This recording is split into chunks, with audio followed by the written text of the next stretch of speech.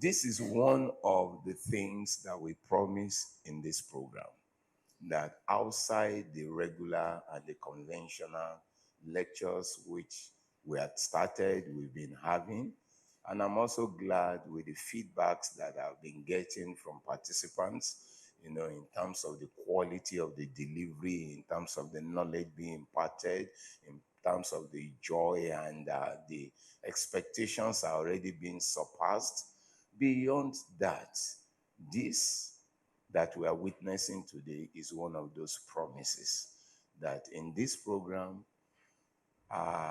leveraging on the goodwill and of my father and my father, we will be bringing the likes of our emeritus professor, those who had also served, in different capacities in this nation when it comes to public leadership, to coming to addressing us. And today is a promise fulfilled.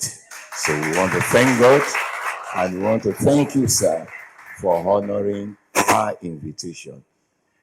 University of Lagos Business School, we are so excited. We are so excited that we are able to have this relationship with CSG. Without mentioning name, but let me confess and let this out, that after CSG, another organization came in that capacity, but lo and behold, we are still struggling. Let me put it that way, because it was never. It's clear that it will not be approved. Let me just simply put it, that way. Even though in terms of name prominence, if I mention, it's really big, but really it's not about that. The integrity of the founder is at stake here. And the moment we had a smooth sail, it was like, this is what we've been waiting for. And right to the Senate, we got approval from the University Senate on this program.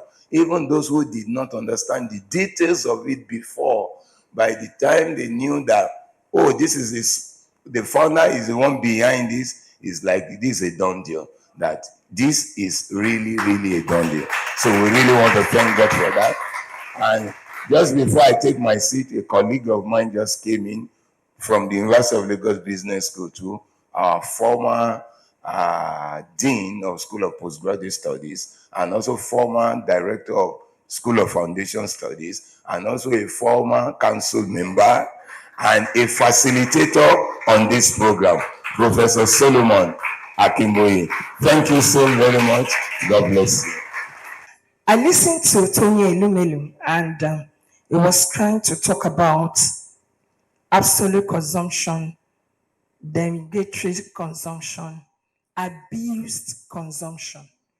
And that changed my mentality.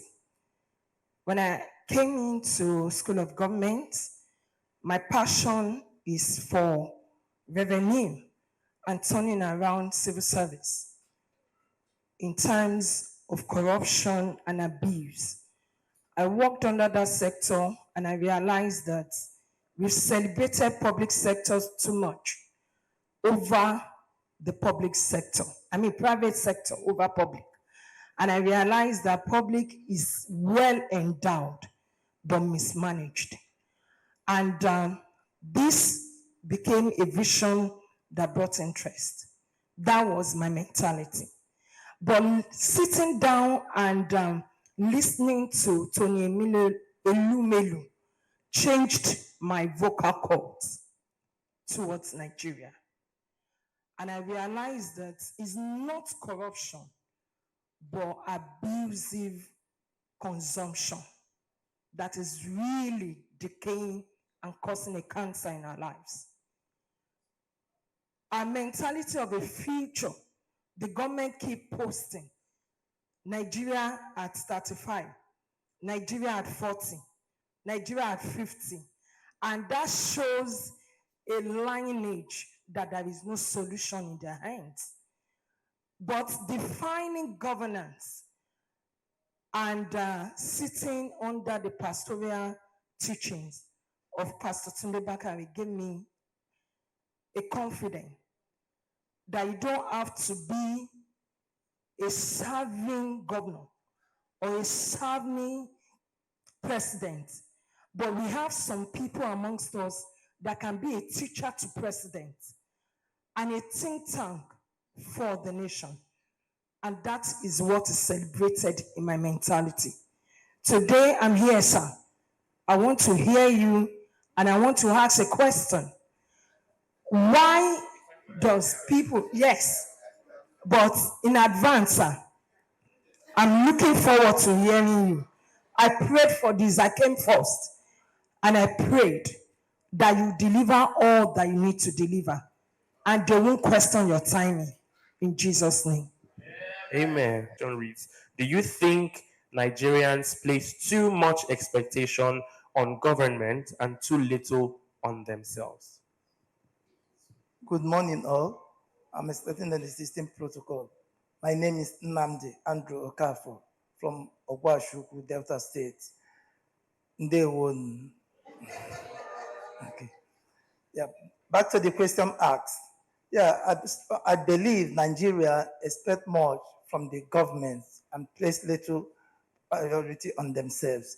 And they said that we have the I don't know how to put it, but maybe from growing up or the way we are being raised here, we look up to government for everything.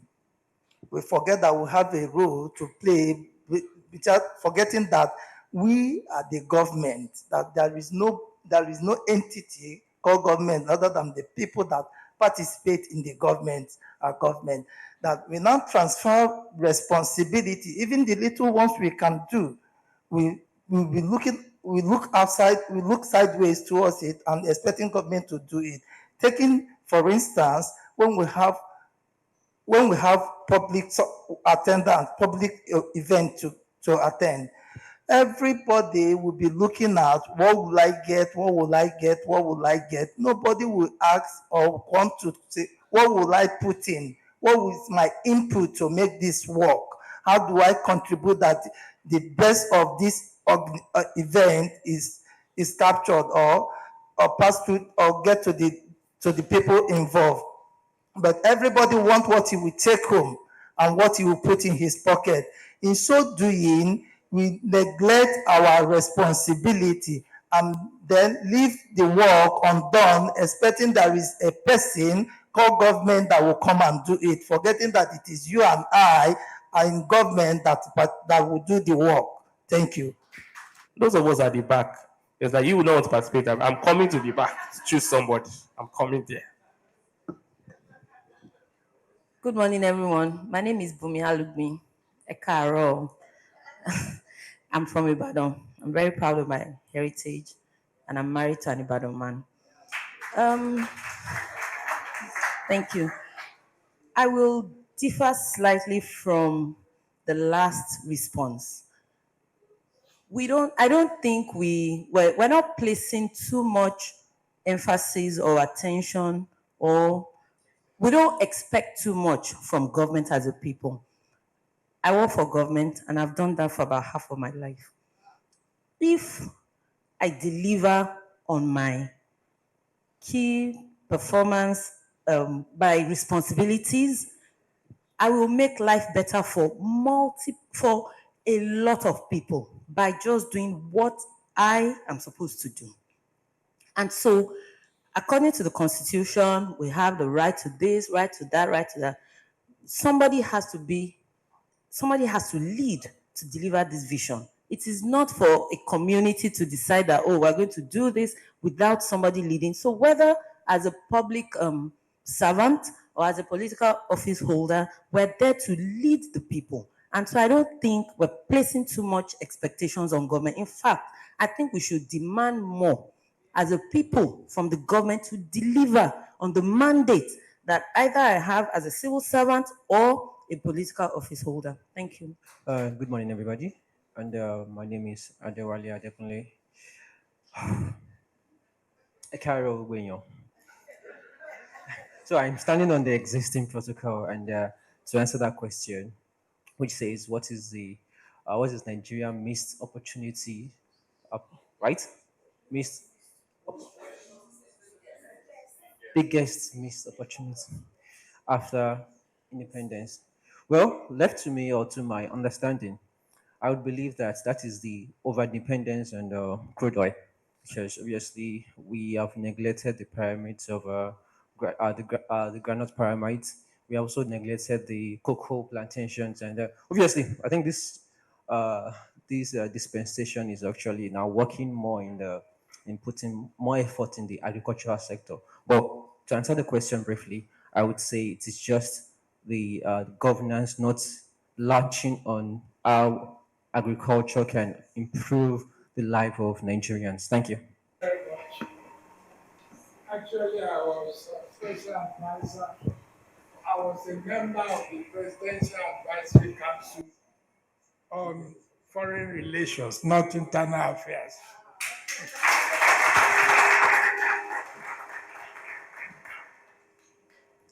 Thank you very much. I would like to say a few things about the president of this organization, Dr. Tunde Bakari. I first met Tunde when he was a young boy.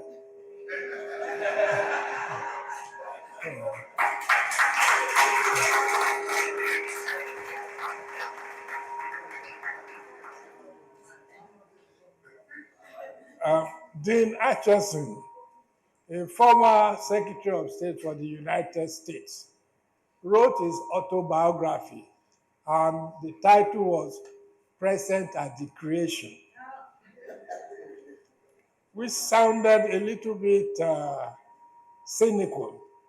But if anybody wants to write a history of this organization, I would say I was present at the creation of the president.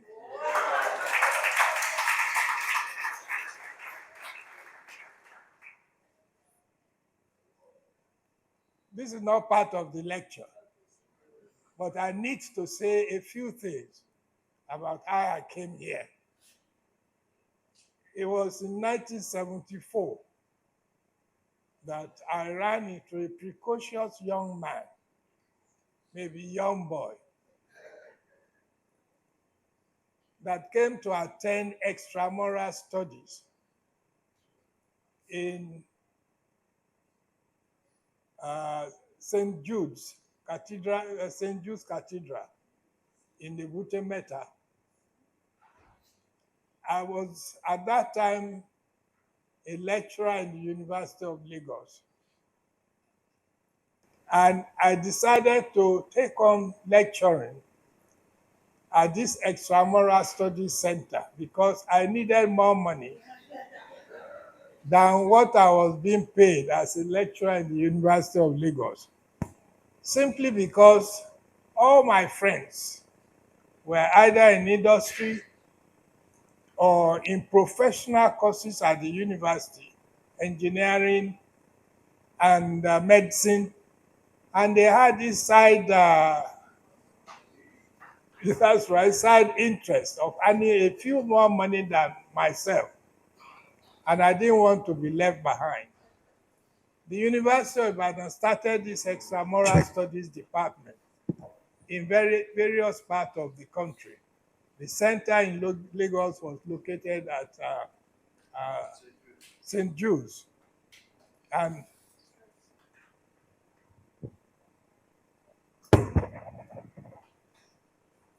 Tunde Bakari showed up. Every time I gave a lecture, either in government or in history, he will follow me to my car. And he will pester me from the podium until I enter the car with questions. And I was getting really worried. I've lectured him for about 2 hours. I need to have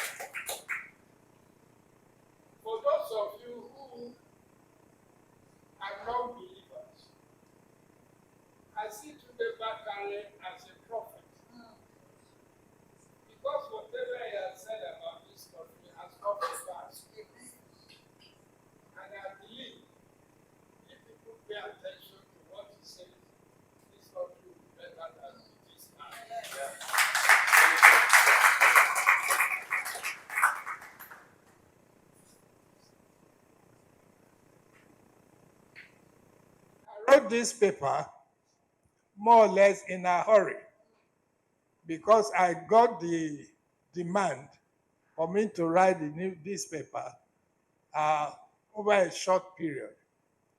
And whatever Tunde Bakari asked me is a command. So when he asked me if I could write a paper, I said yes. But please, my October schedule is very tight. But please let me know what you want me to write about. And he told me, I have another lecture that I was preparing for October 21st. And I also maintain a newspaper column every week. And then this request. As I said, his request was my command. So this is how I came. He had told me about his ambition to have this center months ago, if not a few years ago. And I said it was a very brilliant idea. He told me about telling Professor Bolaji Akinyemi, who is also from my alma mater and a friend. And some people even say we look alike. Not quite. His younger brother and I look alike. Unfortunately, he's gone to be with the Lord. But when he told me about Bolaji Akinyemi, I said, well, you can't have a better person than him. So feel free to ask me any questions when I finish this paper. This paper is not a comprehensive paper on the historical journey of Nigeria. It can't be, because it's a very loaded question. What I've done, what I believe I've done, is to engender in you questions that will need further discussion or further reading. And that's why I call it an overview. The late Professor Chinua Achebe had a symposium on Nigeria. There was a country. Somebody asked, what was your expectation when Nigeria became independent in 1960? If you want a good question, a good answer, I'm a living witness. I was already in class 5 when Nigeria became independent. And the sky for us young people was the limit. The sky opened up to us. Most of us were being taught by white men, Englishmen, maybe if you are lucky to have gone to a Baptist school, by Americans. And Tunde comes from a city, Abeokuta, which has enjoyed longer contact with the white man, apart from people from the Delta. The late Ambassador Clark, Akorode Clark, used to tell me, he would say, Jide, please don't bother me about this, your Nigeria. We didn't know you people before. It was the white man that brought us together. And that is the truth. When I was growing up, I won't bother you with some of the derogatory comments we used to have about other Nigerians, because there was no meeting of minds. We knew there were northerners, and we called all northerners Hausa. We knew there were easterners, we called all easterners Kobo Kobo. Of course, they also called us derogatory names. So when we got independence, we were 3 separate countries: the West, the North, the East. And if we had been allowed to develop as separate countries, we would be much better than we are today. But it's too late. It's too late to be saying that. As the white man or the English always say, if if wishes were horses, beggars will ride. So it's too late for us to begin to say, when the white man came, he met us separately and should have left us like that. And whatever we were at that time was even bigger than the countries that are now independent, sovereign, and are doing well. People tell me, have you been to Kigali before? That is Rwanda. And I say, what would I go there to do? And they say it's the best country in Africa. I say, don't be funny. How many people are in Rwanda? What is the size of Rwanda? Is Rwanda bigger than your state? It's not. So running a smaller country and running it excellently compared with a big country like ours, I think there is no basis for comparison. But I agree that we can do better. And this is the essence of this overview of the historical background of Nigeria. Nigeria has come a long way from being a colonial territory under the British Empire to where we are today. British intervention in Nigeria started in 1861 when a naval treaty under Commander Norman of HMS Prometheus invaded Lagos. He was accompanied by acting consul Julius McCusker and used the threat of bombardment to frighten the local people into submission. So, some of you are familiar with what we call tugboat diplomacy. When British came here and started bombing Lagos, and then called on the Luna over the Sudan. Do you want to be our friend or our enemy? What chapter? Third one I'm using. Did you watch President Donald Trump at the UN? Yes. Well, he said that the teleprompter was not working, and he said he nearly fell on his face because the escalator was not working. And he used that opportunity to tear down, the UN. Donald Trump is a curse to the world. I'm not saying this, light-heartedly. It's a pity that some of us who lived longer saw the United States as a beacon for everybody to aspire, even to visit. Now, very few people are going there. Even when you have a visa in your passport, you say don't come again. That's just by the way. The annexation of Lagos opened Nigeria to British enterprise and mission. They came, they wanted us to become Christians, and as some funny people have said, they asked us to close our eyes to pray.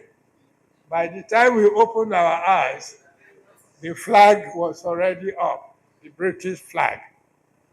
Of course, occupying Lagos was not going to be sufficient because the hinterland must be secured. That was how the British secured the hinterland, by proclaiming a protectorate, a colony and protectorate of Nigeria, of southern Nigeria. Of Lagos colony and its protectorate. The same British were also involved in the entry into eastern part of our country through Calabar. The third point of entry was through the Delta to the north, but through the Royal Niger Company of Sir George Goldie.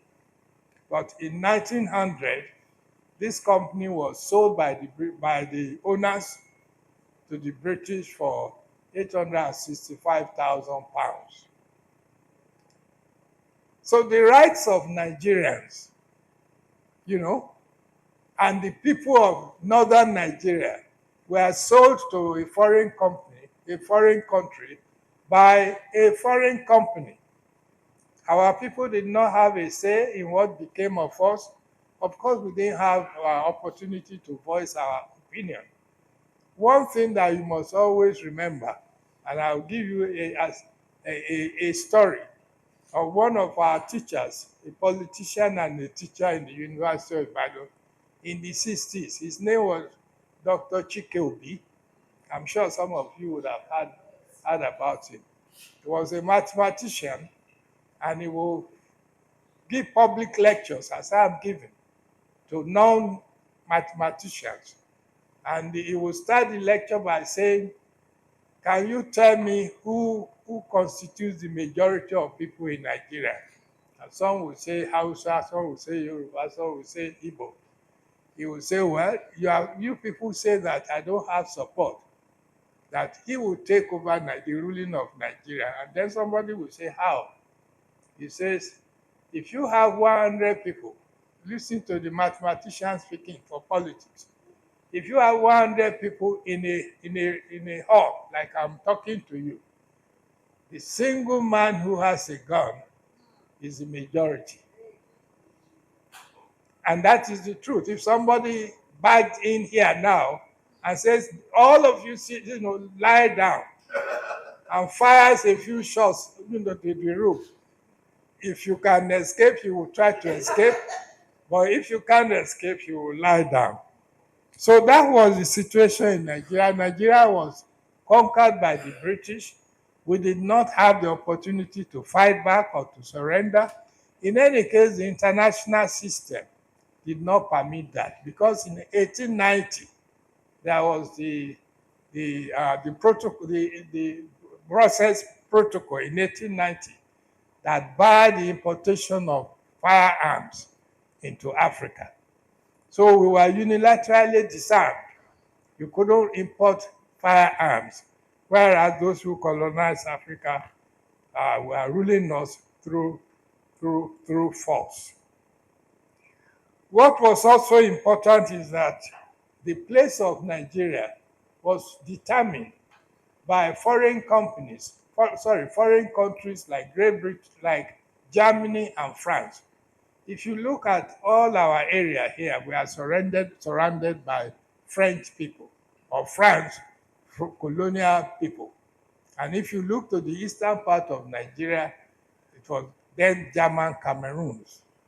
And when the First World War broke out in 1914, it was obligatory on us to cross over to the Cameroons to fight the Germans. It's a little bit sad, because here you had Africans killing Africans for an event that happened in Europe. But that's the nature of colonialism.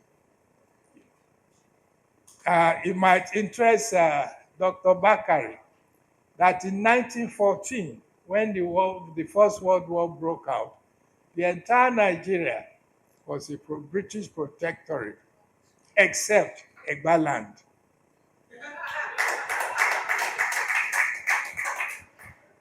Egbaland was not a protectorate until January 1st, 1914, when the British, August 1, 1914, when the British took the opportunity of the war in Europe to invade Egbaland. If you ask me, how did the Egbas manage it? Through diplomacy. Through diplomacy. So it's a very interesting comment. And there are books written about it, the invasion of Egbaland in 1914. Now, having conquered Nigeria by 1914, the problem was how to rule the country. There were few English people who wanted to come to tropical Africa to live, simply because of tsetse flies and mosquitoes.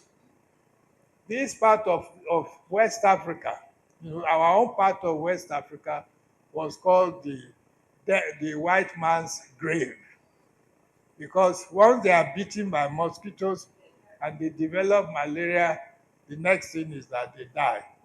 At that time, there were no prophylactics against malaria that was widely available. So it was a terrible situation for many. If you go to Lokoja today, the colonial grave in Mokoja, there are hundreds of people, English people, lying there quietly, I suppose.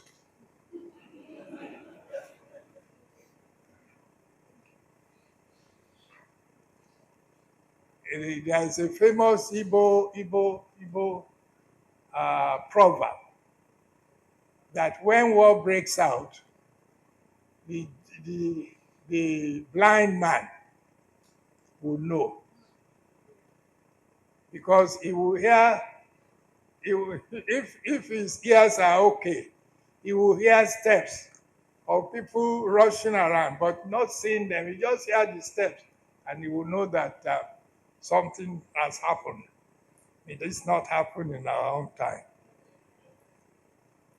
As I said, the system of governance of this wide territory called Nigeria, the British people, especially Sir Frederick Lugard, devised two ways. The first one was through indirect rule.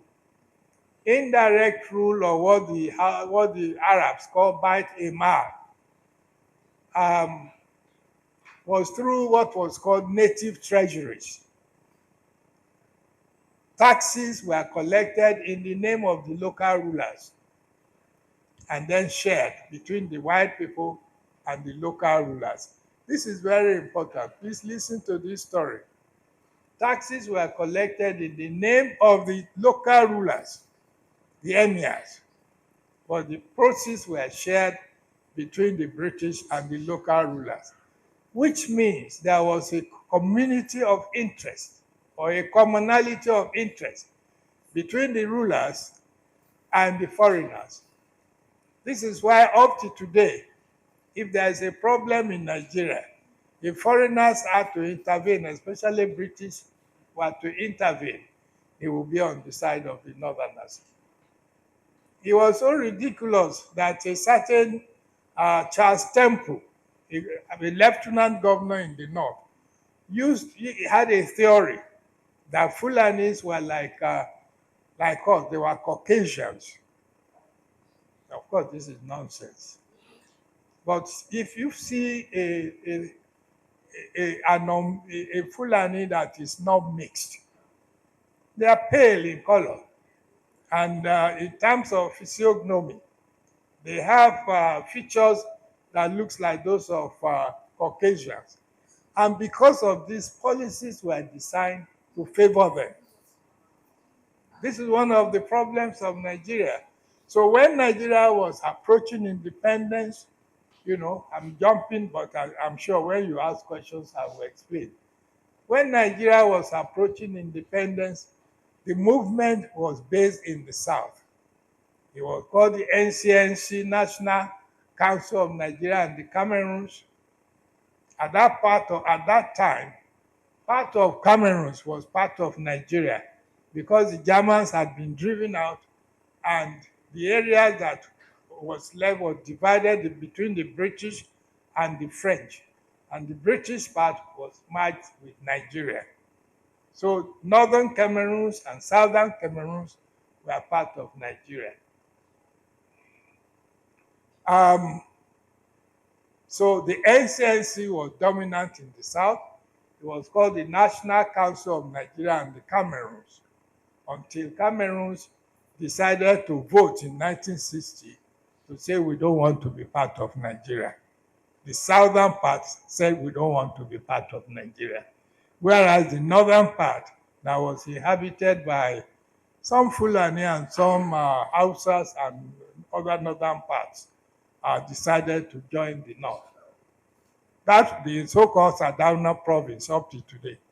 And I may want, I don't know if I should tell you the reason why the Southern Cameroons decided to say we don't want to join with Nigeria.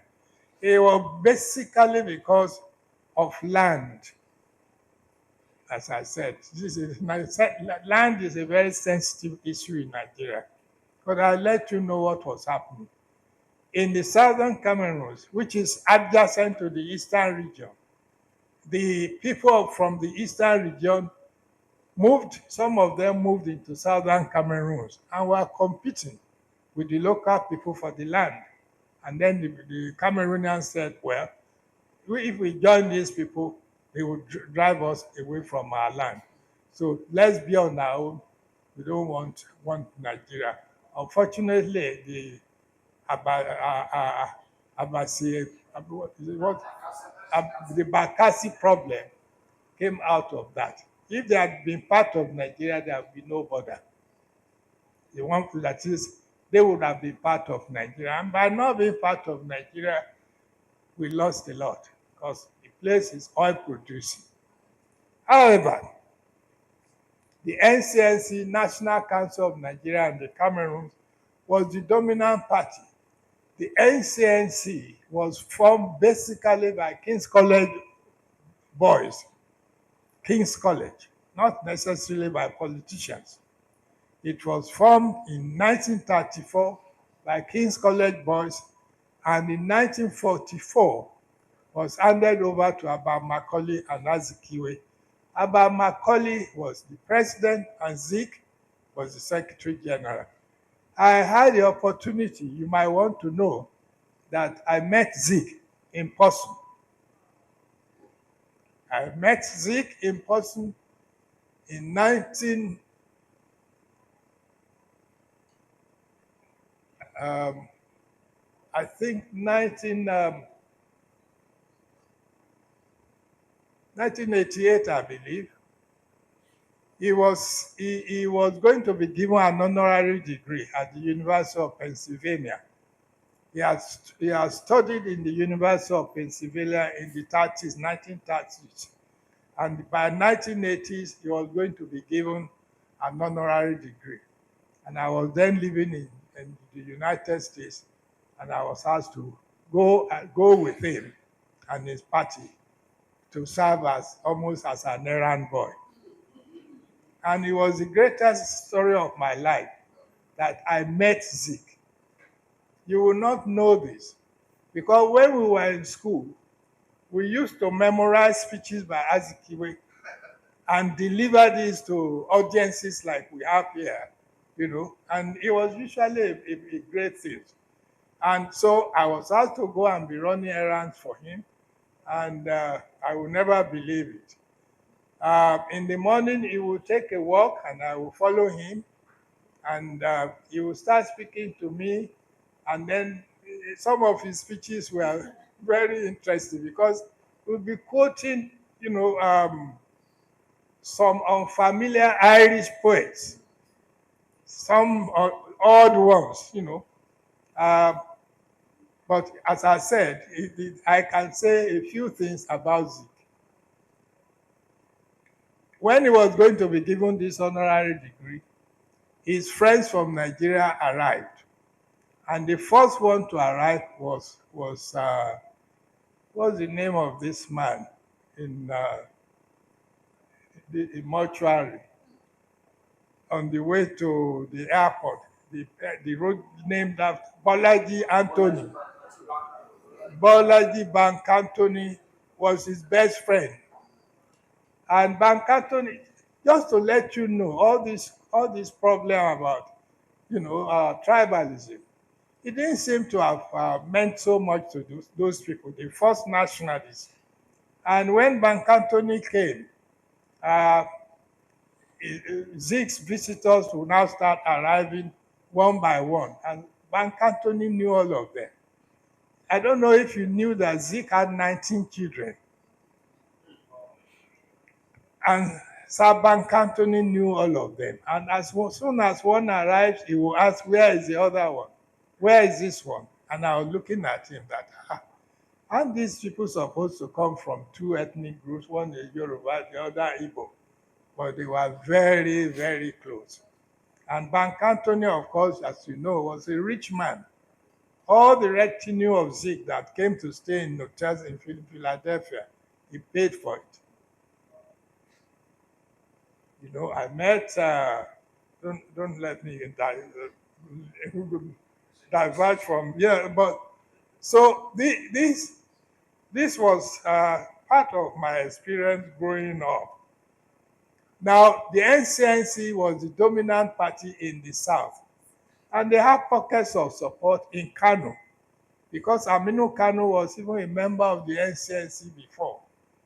The idea of nationalism or independence was strange to most of our compatriots from the North.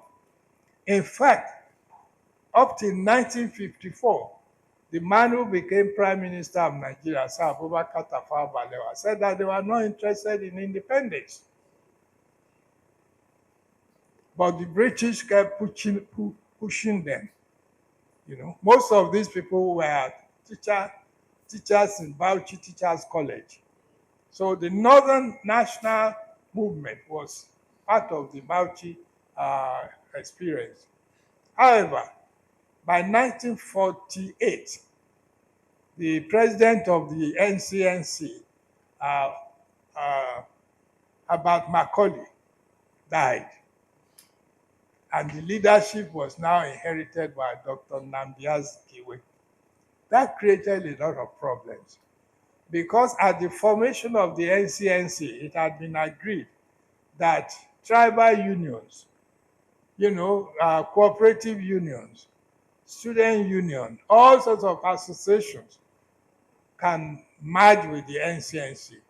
And Dr. Azikiwe threw the door open to all sorts of people to come into it. It was then at the ZIX that the Igbo National Union threw its membership into the NCNC. And that created some misgivings. Because at that point in time, it was like the aggressive Igbo trade union, tribal unionism union took over the NCNC. And the way it was being done, the Lagos elite did not like it. That was the beginning of our problem. So in 1951, Obafemi Awolowo, who was not in Lagos, he was not a Lagosian, he was in Ibadan. He was a cooperative organizer. He had a newspaper, the Tribune, and he was in the what you will call Arauke hinterland. But he then exploited this situation. In England, he formed the Egbe Omo Odùduwà, and as a spin-off of Egbe Omo Odùduwà was the Action Group, which came into being in 1951. The NCNC in 1944, the Action Group in 1951. At that time, it was obvious to the Nigerians that independence was on its way. And as the Northerners began to feel the pinch that you don't have any organization that will fight for you, the British pushed them into forming the Jamia Mutane Arewa, the Northern People's Congress.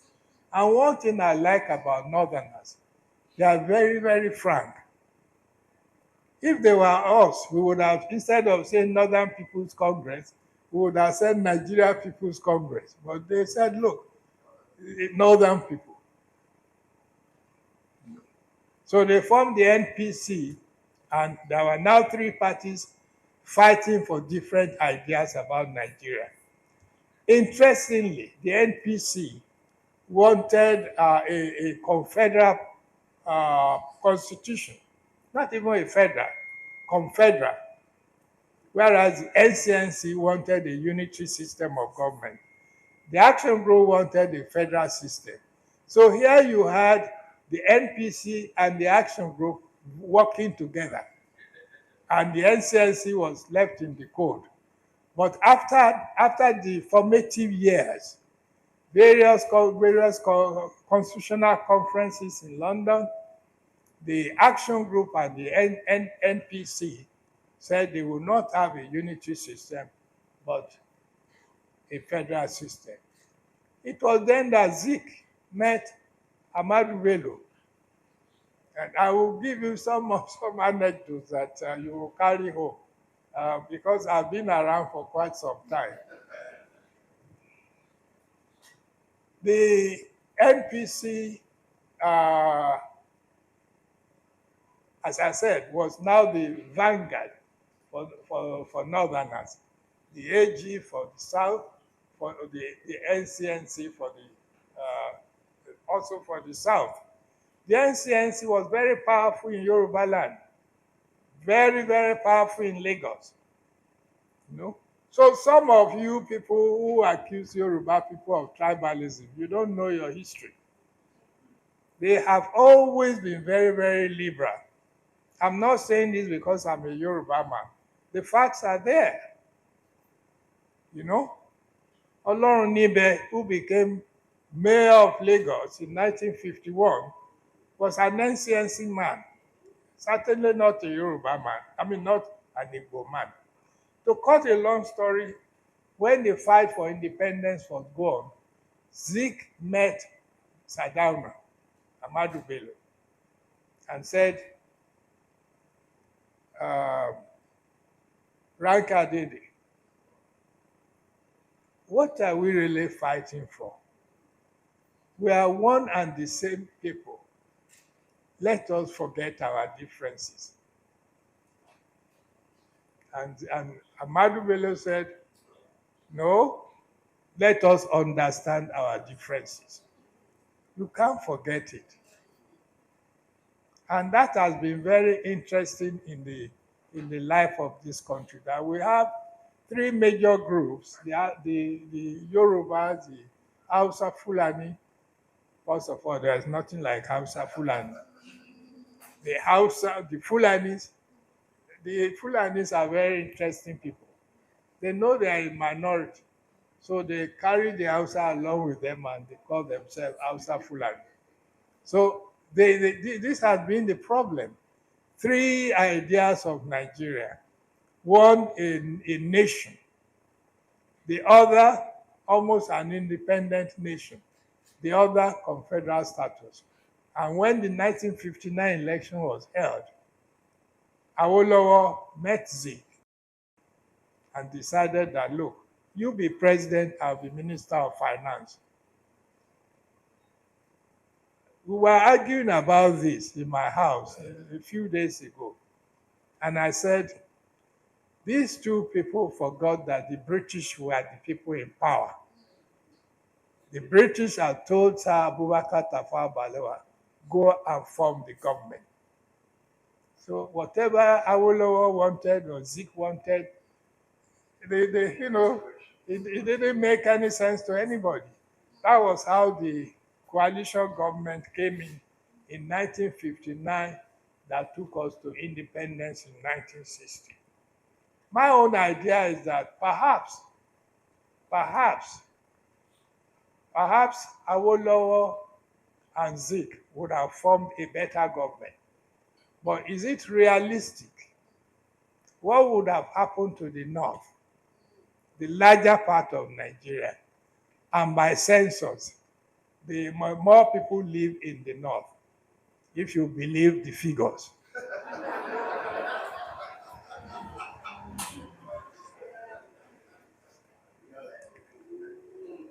So these are the problems of our country moving very fast now. Unfortunately, by 1961, we had become independent. By 1961, there was a huge crisis in the action group. Akintola and Awolowo were at loggerheads because the two of them had different ideologies for Nigeria. Akintola probably felt right that we as a people, that is saying we the Yorubas as a people, must be in government, or else all the positions will be taken by others. And Awolowo said no. He would rather stay in opposition than be in a government with people that she doesn't agree with. But at the same time, now this is a problem of an academic. We see, we study the documents. We just don't take their statements for facts. Awolowo said he would like to be out of the government than be in it. But when the government was then formed, he found himself in opposition. By that time, he and Akintola had swapped their positions of premier in the West, with Awolowo going to Lagos thinking that he would be prime minister.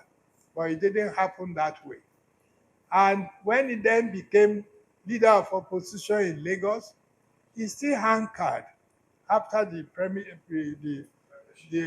premiership. He would not allow his deputy free hand. And to be premier meant a lot of economic, power. So I met Chief Akintola before he was killed. And I'll narrate a story that you will not find in books.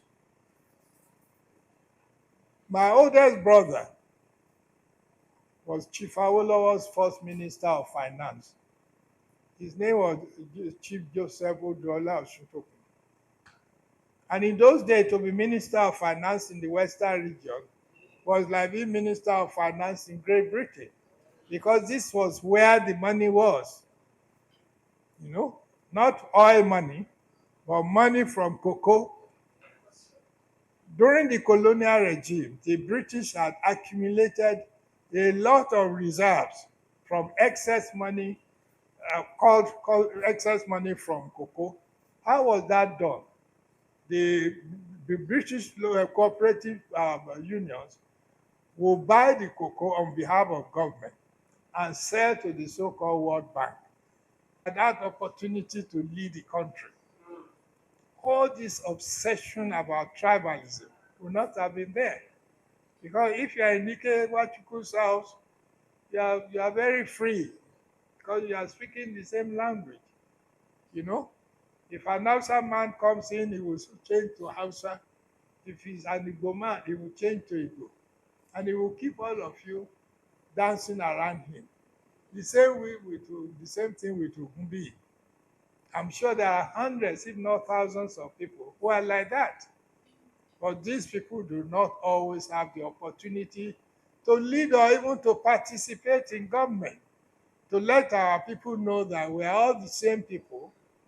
We speak branches of the same language. Any linguist will tell you that both Yoruba and Igbo are descended from the same family of languages. For example, I give you a few examples. The Yoruba word for man is ọkùnrin. The Igbo word for ọkùnrin could be okoro. Is there any Igbo person here? Is okoro? Am I correct? They are from the same root. Anyway, don't let us go into that. All I'm trying to say is that if we are really knowledgeable about our country, all these divisions will not endure. So by 1966, the army took over. I was in my final year at the University of Ibadan. Suddenly, we found out that all our Igbo teachers had fled. What could have happened? This was in reaction to the January coup. There was a counter coup. The January coup had led to vast decimation of Hausa leadership, or Hausa Fulani leadership, and officers in the army, and to the death of Sardauna himself and Chief S.L. Akintola and Samuel Ukotiabo. They were killed in a bush along Agege Motor Road. And this angered the northern people. And by July 1966, they struck. Their striking was much lethal. A lot of Igbo officers were wiped out. They couldn't get any of the leaders. Zik himself was not in the country. Okpara had managed to escape then. Osadebe, who was premier in the Midwest, was also unable to be located. So it appeared as if the job was not finished. By this time, Ojukwu, Chukwuemeka Ojukwu emerged as the only military leader in the East. Ojukwu was in the north in Kano when the first coup took place. And he had to come down to the south to be made governor of Eastern State. And in July, when the coup took place, he felt his people were threatened. Who would not have felt that way? It was justice that he was fighting for. So he said, well, rather than this enforced centrality of politics, he will only have a confederation. The crisis took them to Ghana, to a place called Aburi. How many of you have been to Aburi before? A nice place in Accra overlooking the city. In Aburi, the civil servants manipulated Yakubu Gowon to agree to virtually everything that Ojukwu wanted. Of course, when they came back to Lagos, they told him, no, we will not accept this. We cannot allow this. And that was the signal for war. Ojukwu had boasted to his people that no country, no power in the whole of Africa can touch them. Full of braggadocio, but unfortunately, he didn't have the arms. So the war broke out. A friend of mine who participated in the war has written his memoir, but for some reasons, maybe he's reluctant to publish it. If I go further, you will know who I'm talking about. So the war ended in 1970, and one of the things that happened during the Civil War is that a new crop of leaders came up in Nigeria. A new crop of military rulers came up in Nigeria. Usman Hassan Katsina in the north, Ojukwu in the east, in the west, Obasanjo. Obasanjo was the man who took the surrender of the Biafran forces. But of course, he had superior officers like Adebayo, Colonel Adebayo, who was superior to him. To cut a long story short, Murtala Mohammed, who virtually led the second coup against Hiroshi, was then made president or head of state. Of course, he too did not last long, because whoever comes to power by the sword will probably die of the sword. And he was killed. He was loved by the people of Nigeria, I must say, because he wanted to brutally deal with corruption.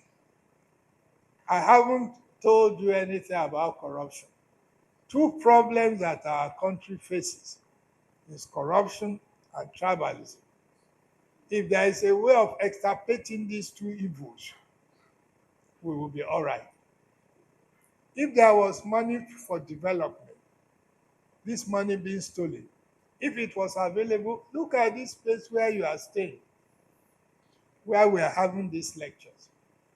I don't know of any federal institutions or any state institutions that can boast a place like this. And if they have a place like this, it will be roughly completed. I've been to some institutions, you will see the buildings, but you know that this is not the right way. It will be rough. And they would have told the people how many trillions of naira it has cost because of corruption. If we had enough money to run this country, to develop this country, corruption, or rather tribalism, will end. Corruption is the father or mother of tribalism. Because what are we fighting for? The mere fact that Tinubu is president, how does that make my life better as a Yoruba man if he doesn't develop the country? If an Igbo man is president, how does he make the lives of the average Igbo man better if everything were all right? I lived in Canada, where the French Canadians are a minority, and for most of the time, they run the government. Where the English-speaking Canadians who just you go ahead and run the government, but will be in industry making the money. If we have a situation like that in this country, it would not matter who goes in through the revolving doors, of our politics, if there is development. So this is the problem. And when we had a question came up that where did we make the mistake, a fundamental mistake? After the Civil War, particularly in 1973, when the Arabs put an embargo on oil exportation to the western part of the world, Nigerian oil became very attractive. Nigeria produces crude that is not laced with sulfur. It's a sweet crude, as they call it in the business, sweet crude.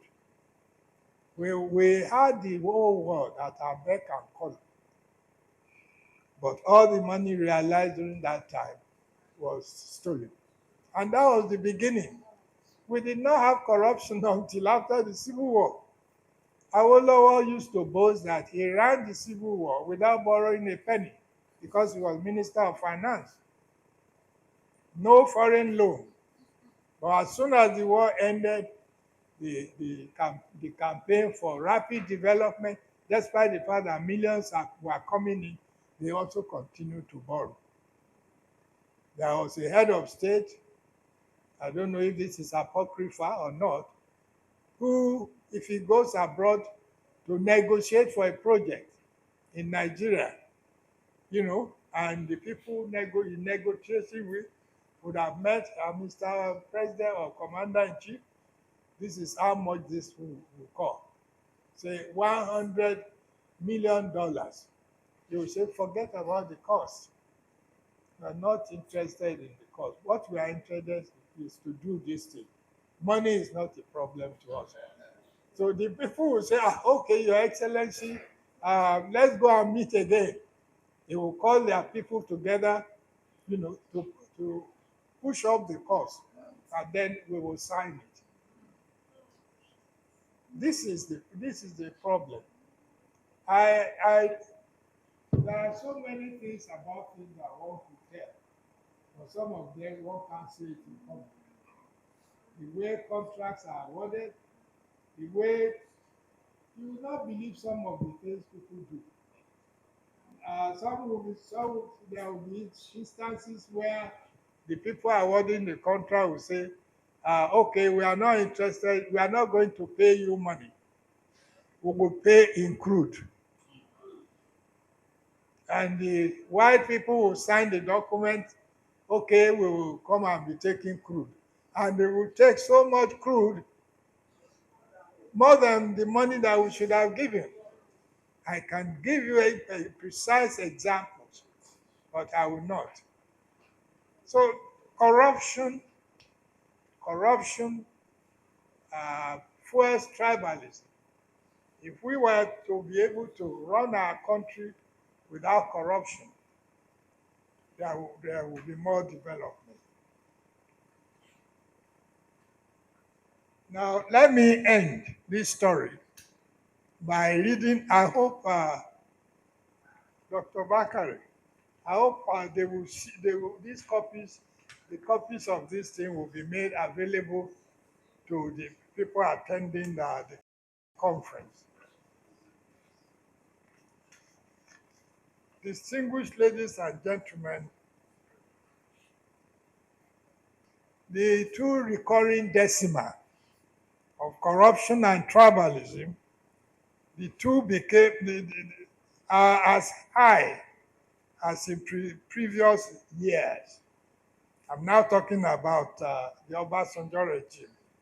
There is also an attempt to create, no, I'm talking about the present regime. There is also an attempt to create regional bodies to diffuse more power from the center to the periphery. But that will amount to creating another layer of administration. I'm sure you are following, commissions, Southeast Commission, Western Commission, all sorts of commissions. All will be funded by the federal government. And all the appointments demonstrate political jobbery, So what are we really trying to do? I would end by saying there is enough reason to call for wholesale review of the present constitution to move away from the concentration of power into the hands of a poor bar in a poorer country. There is so much emphasis on politics in this country and little or no emphasis on the economy. I read a lecture given by Dr. Bakari. I've forgotten the title of the publication, but it's like a biblical approach to development. And he cited the example of Joseph and ancient Egypt and said he drew from it, what Nigeria can learn. I don't know how many of our leaders read it, but in the column I maintain in the newspaper, I made allusion to it that if you haven't read it, please go and read it. Because it's not a question of being Muslim or being Christian. In any case, Joseph is both a personality in Islam and Christianity, unless you are not sound in the two religions. I pray that people will read it and draw conclusions from that.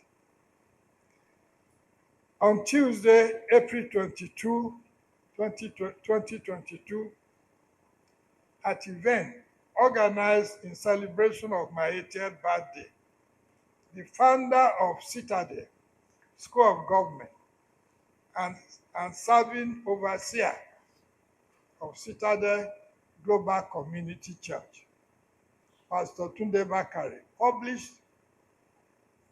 presented publicly a plan for economic development for this country, in which he emphasized the role of biblical Joseph in saving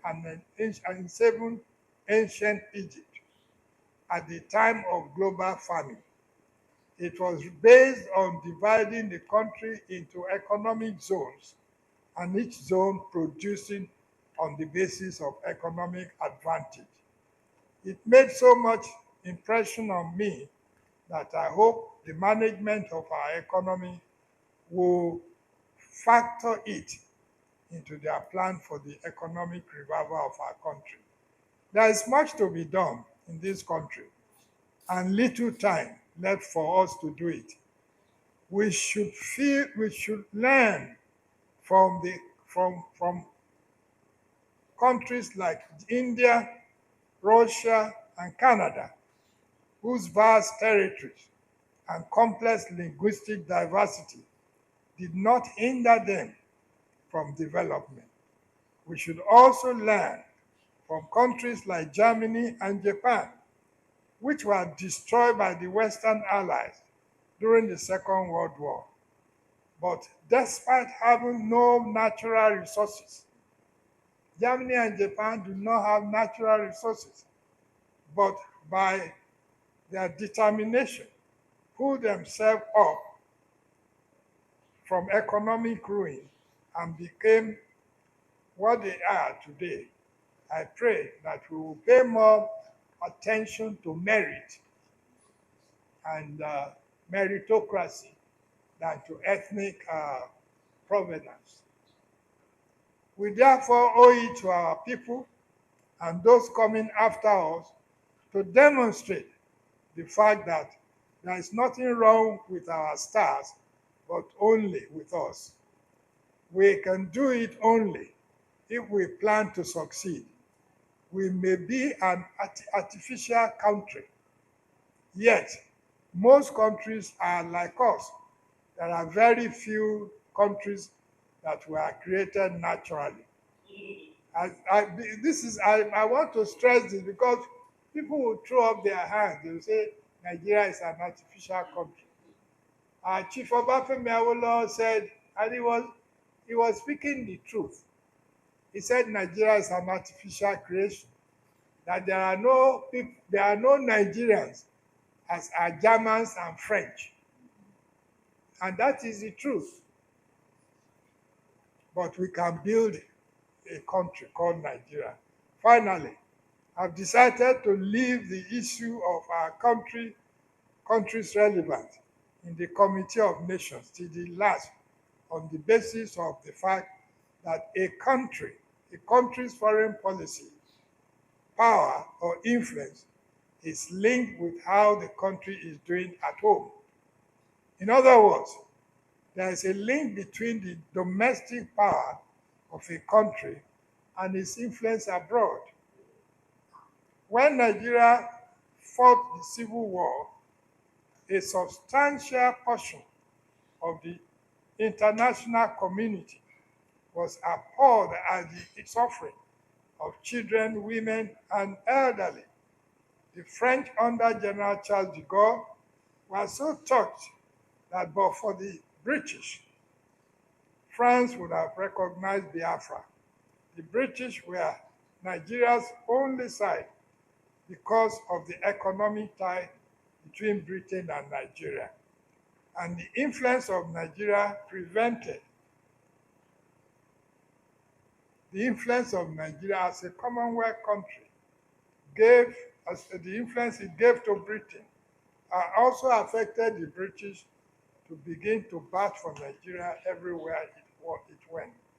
But for British influence on our side, President Richard Nixon of the United States would have swung to the side of Biafra because of the powerful influence of Biafran propaganda in the West. And let me tell you a story about Biafra and Nigeria. Unfortunately, or fortunately, I was in Canada for most of the years of the war from 67. And I had a brother who was briefing me about the situation. He would write long letters about the war.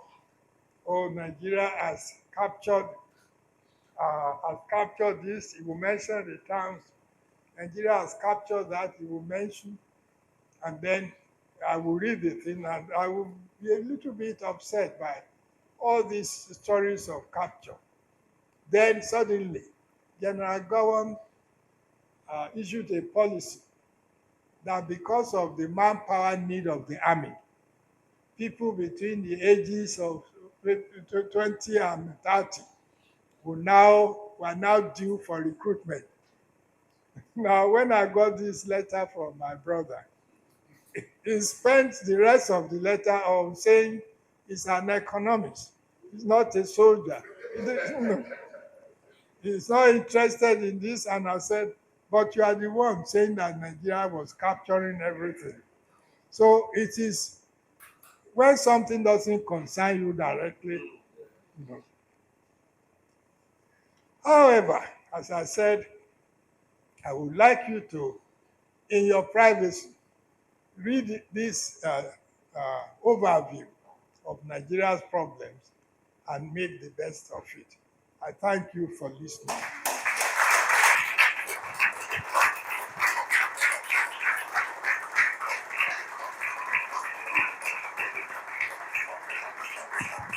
Please keep the applause going.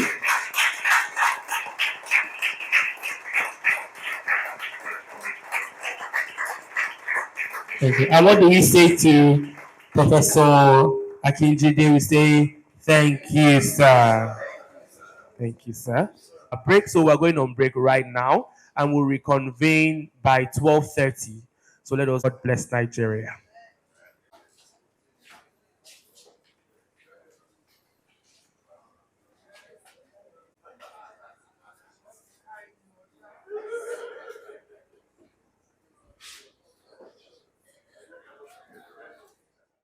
She probably has said the correct thing. I grew up under Western Nigerian government. Western Nigeria at that time was as developed as South Korea. But look at where South Korea is now, and look at where we are. First of all, the military takeover. I believe they started on the wrong platform. I don't want to mention names. They said we must all, they identified different stages of development in the regions, whether it's university admission, secondary school, and so on, and said instead of saying we will build up, if they said the people in the front must be brought down to the level of the people who are below. That discouraged a lot of people. If I have a son, as I did, who wanted to go to King's College, and you set an exam, and you wanted to take 50 people, and he came 10th, and you then turn around to say, well, the people that are behind, they're educationally disadvantaged. Therefore, my son should go and look for another school. What do you think I will feel? A lot of people went through this kind of problem. If there were scholarships to be awarded, the military identified the correct position, but the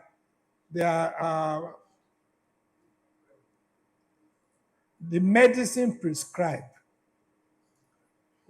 did not have any correct application. They could have increased the amount of money allocated to areas which were identified as disadvantaged, rather than saying, well, you guys, you've had your own time. I went to school on the scholarship of my parents. So why will you say I should wait for somebody else before I can get a job? That was the problem. And some of our leaders, in order to remain in office, did not speak the truth to power. It's very difficult to speak the truth in this country because it carries a lot of, I mean, I don't know, a lot of possibilities. It's either you be sent to detention or you be ignored. I speak to you as somebody who spent 6 months in Abacha's detention simply because I spoke the truth. I gave a public lecture like the one we are having here, and I said, if the government of Abacha, I didn't mention his name, if it continues with these internal policies, we will be ostracized. The whole world will ostracize us. And that was the truth because during the period that General Sani Abacha was in government, Nigerian delegation could not go to anywhere except North Korea. They were bad from the Commonwealth isolated them. You know, everybody said, well, your country has the potentialities, but you have wasted it. If you want to go for any trip abroad, go to North Korea. So those years were wasted years, you know. So this lady has, I believe, a correct diagnosis of our problem. Our problem is fundamental. It's probably too late now to begin to talk about, because if you say, okay, merge all the states together. People in Ogun State will say we don't want to be merged with Oyo State, with and so on and so forth. And the people now in, say, in Abia State, if you are a child born in Abia State and you want a job in Imo State, they say go back to your state. So even the little integration we had before, these puny states have destroyed it. It is so sad to me because in the old days, if you come from Ikorodu or you come from Ikeja, if we met in Ibadan, we all feel that we are brothers and sisters, But now, it won't happen. And as an observant, when you see the standard of government in all these states now, in all the little states that were created, it has been brought down to a level that is unimaginable. When you see governors of states, I don't want to mention the state, of eating agbado in the street and boli and going to the buka, with area boys. It's very undignified. People have been brought down to expect not the best. And then you say, I spoke to a friend of mine. I phoned him and I said, Awe, what's going on in our state? The man is a man of God. So he will not tell a lie. He said, I don't know. I said, what do you mean you don't know? But you are living in the capital. I said, okay, what are people saying? He said, the people are saying that the governor is a grassroots man. And he said, all you can deduce from that is anybody who says a governor is a grassroots man means that the governor is not doing well. A governor is supposed to lift people up, not to pander to people at the grassroots. So the standard of governance has come down. It's not the same as when we were growing up. When we were growing up in this country, in the French Revolution of 1789, one of the things people fought for, they called it careers open to talents. If you have the talent, you get the career that you want. But when you turn the thing over, when you look at countries like India, as variegated as they are, as plural as they are, India is a huge country of 1.5 billion people. 1.5 billion. But when you go to India, it may not be your idea of a developed country, but you can see that they are getting there because the emphasis in India is on meritocracy. If you don't have the merit, and merit does not reside in any particular region of this country. There is merit everywhere. It doesn't reside either in the west or the east or the north.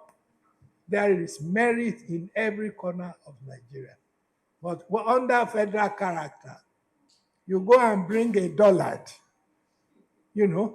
to occupy a post that somebody with merit, even from the state, the dullard is representing.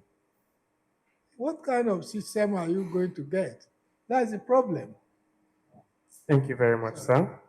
Thank you very much. Please, a round of applause. Type the question, those three questions that were. Let me warn us. There is no perfect country in the world. There is no perfect country in the world. If there is a perfect country, then that means we have transited into paradise. We are no longer alive. There's no perfect. Look, when we were young, the United States was taken as the paradise of democracy. Look at what they have now. So the emphasis is on the individual leadership. Look at what Trump has turned the United States into. If you are one of the people who follow events, the United States produced Kennedy, L.B. Johnson, Richard Nixon. And if you go down historically to Washington and, uh, and, and Abraham Lincoln, Jefferson, what was the name of the president during the Second World War? FDR. And the man ruling the place now, if you look at his background, he has been cheating all his life. He cheated to get into university, cheated to get a degree. He ran a bankrupt company, brought his company, lowered his company down so that he can access free loans, built casinos all over the place, and they all went bankrupt. Claimed, this is the most interesting part of it, claimed that he established a university, and collected money for admission from people. And when it was found out that he didn't have any university, he just brushed the whole thing aside and he said, well, I have one in my head.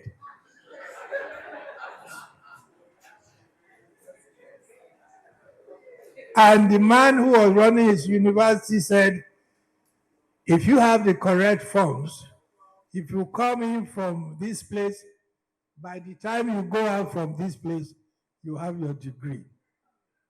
You have your PhD. I will never forget an incident when I was running the NUC office in Washington. There was a program on CBS News, and 3 Nigerian lecturers, sorry for me to draw attention to you two guys coming from my university.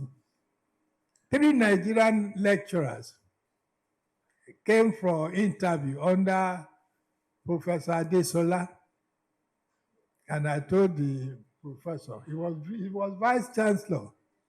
I said, did you see the program yesterday, sir? He said, what was the program? Okay. There was somebody interviewed on the CBS who said there are 3 Nigerians who are registered with his university right now as he was speaking, and that they were going to go out anytime from now with their doctorate. He said they had not done anything, but they are going to pay for it. And our people were mentioned.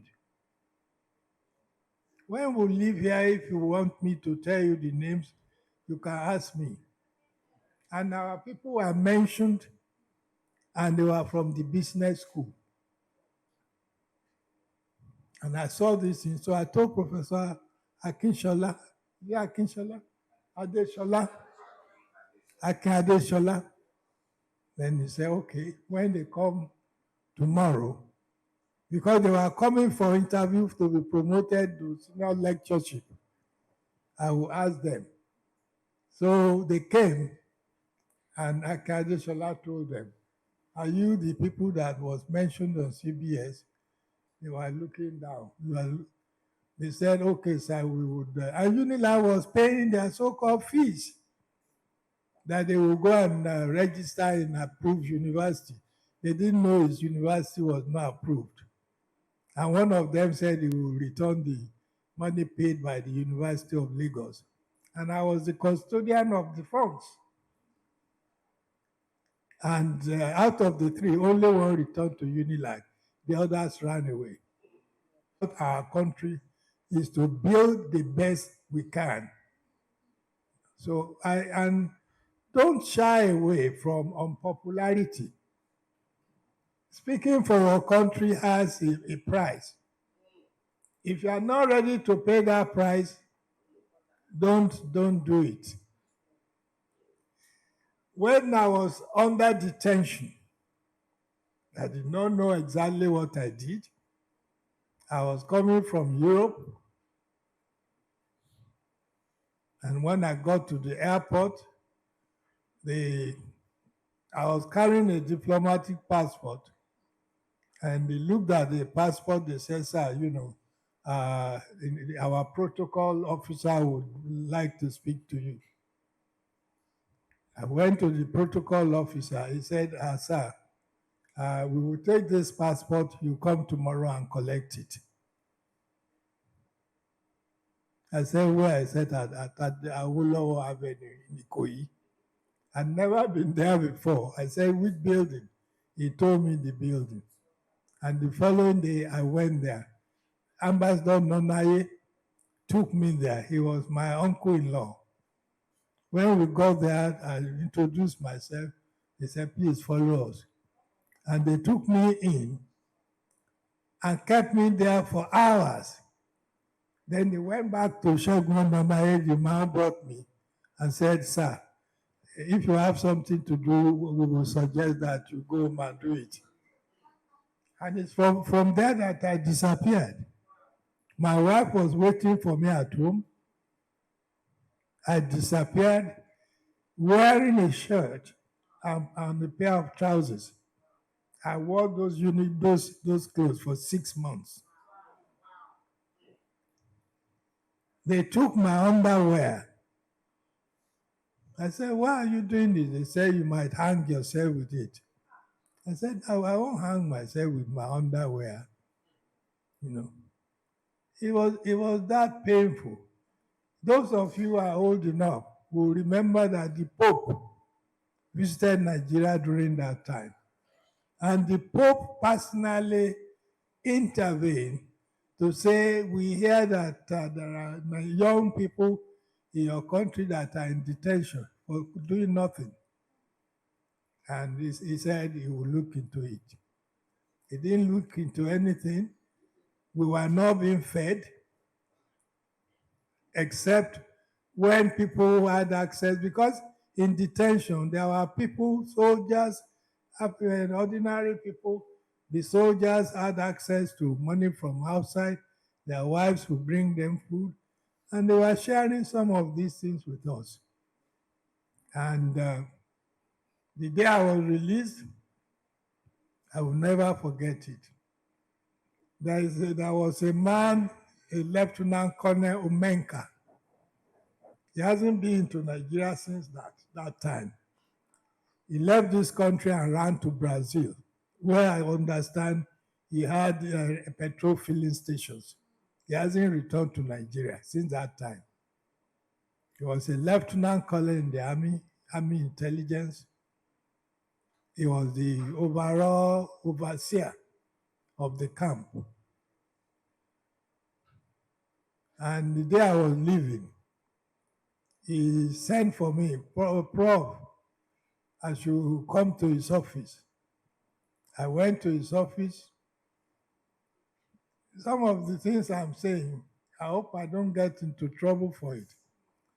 Then he said, Ladies and gentlemen, I want to start by acknowledging Prof. When he was with us at the University of Lagos, he was a father to us. He displayed a high level of intellectual capacity. And of course, he also had a sustained track record of commitment to excellence without. So I think that has to be acknowledged before I ask my question. And you can see from his analysis, he's a great historian, international historian. I mean, he has gone through the historical evolution of Nigeria as a nation, the historical trajectory of the country. He has gone through that, and he has mentioned so many critical issues that one would not be able to enumerate. But I just want to focus on two. Now, in the course of your lecture, sir, you talked about the issue of constitution. Now, those in government are not adhering to the constitution. As it is, even though the constitution is anomalous. But again, that is what we have. Going by the 1999 constitution as amended, there are certain aspects that are not being followed. And one of it is the issue of governance structure, governance system in the country. How do we ensure that the correct governance structure is put in place? That's number one. Then, of course, we know that the Constitution states categorically and without any equivocation that the most important responsibility of any government is that of security and welfare of the people. You can see that that has not been strictly adhered to. And I don't know, maybe it's in your lecture when we read it. The issue of corruption. I think you discussed that extensively. So, how do we extricate the vicious cycle of corruption, the endemic, systemic, and esoteric nature of corruption in the country? Thank you, sir. What are we trying to secure? Human beings and property. I'm sure you've been to the Scandinavian countries. You can walk on the street at 12 midnight in Norway, in Sweden, in Denmark, without anybody bothering you. If you run into police, they may ask you, where are you going? You know the way. One of our problems here is that we have gotten to a situation in Nigeria where if you have a story building and you hear footsteps in front or around the house, and you peep at night. This happened to somebody that I know. Who are those? In those days, in our golden years, they will run away. But this time they will say, we are thieves. If you don't come down now, we'll come and meet you where you are in trouble. There have been situations where people, come down to protect their children, So it's because of lack. Nobody wants to be a thief. Being a thief is a difficult and dangerous job.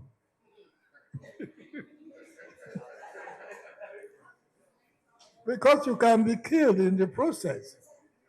But if you have if you have your own property at home, your children are in school, you have shelter over your head, why will you go out in the night roaming around to see which houses you will burgle? That's one. I think in the study of crime and punishment, there are conditions that create crimes. If the conditions are removed, crimes will be lessened. That will be my approach first. The second thing is about the Constitution, as you ask. I think the problem of the Constitution is fundamental, but I'm ashamed to keep talking about the Constitution because if I was abroad and I say this, people will say, you Nigerians, how many constitutions would you have? The United States in 1776 had only one constitution as amended. But in your case, a new regime comes in, you do another constitutional conference and you write it. So if it is possible to sit down again and to say, this is the last constitution that we are going to write. If you don't agree with this, tell us now. I think the lady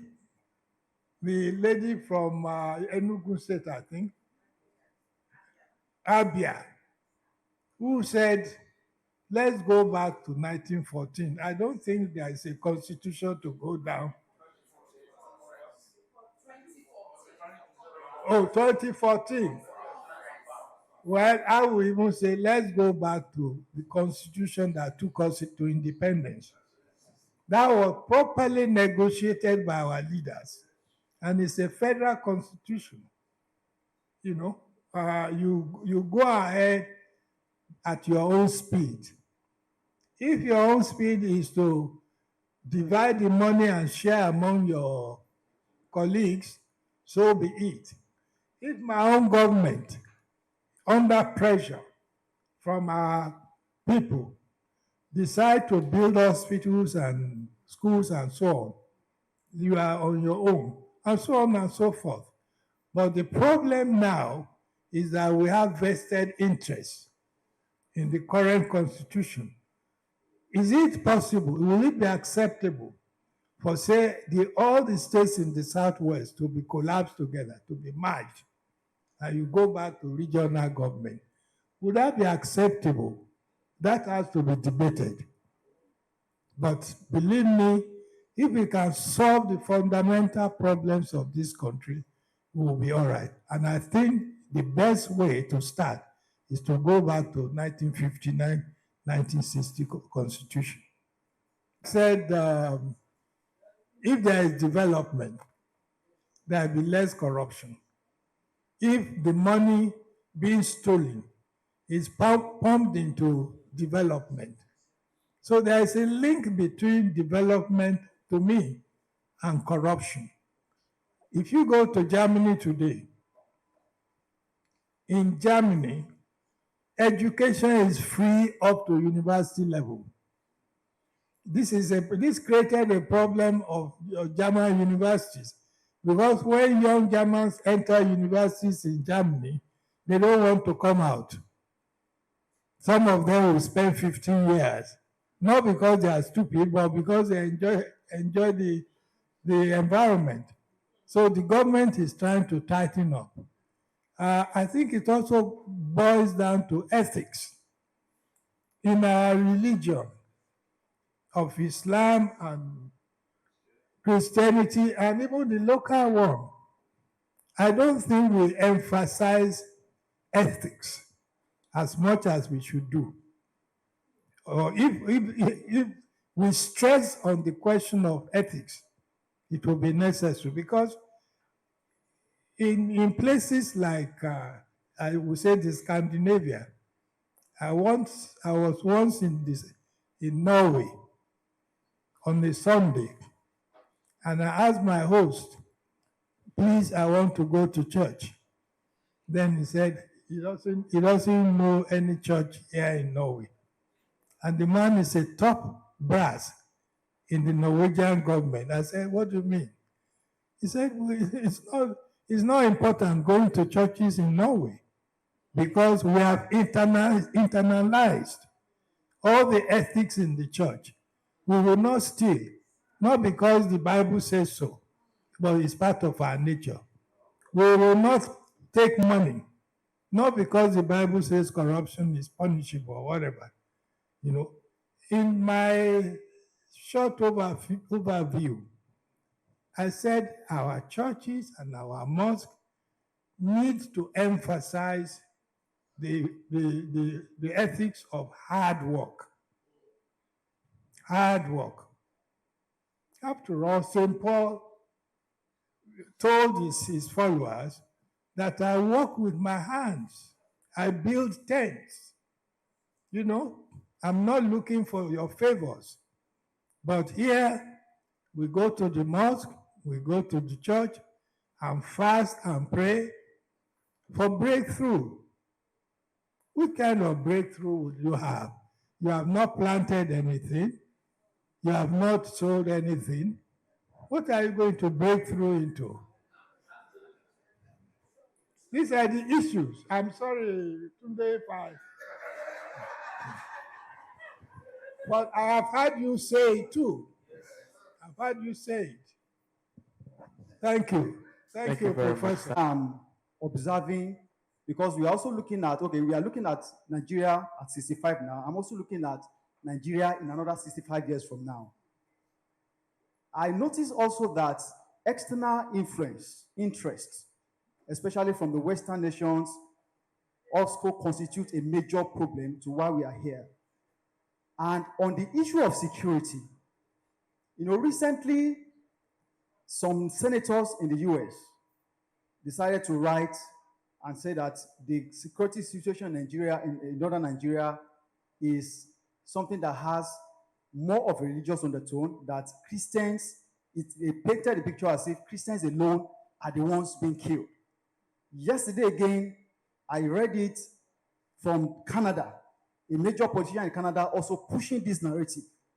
And as I'm looking at this, is creating a kind of consciousness in me that there's something that is coming, so that they want to pin a, because when you look at divide and rule system that the British used to conquer us, I'm seeing that the West are trying to also come up with this divide and rule, situation again, so that by the time you are able to convince us that the insecurity situation in the north is against Christians alone, now they want to pitch us against ourselves. And I made a comment somewhere again that if Boko Haram comes and shoots a bullet, when the bullet comes, the bullet doesn't ask whether you're a Christian or you're a Muslim.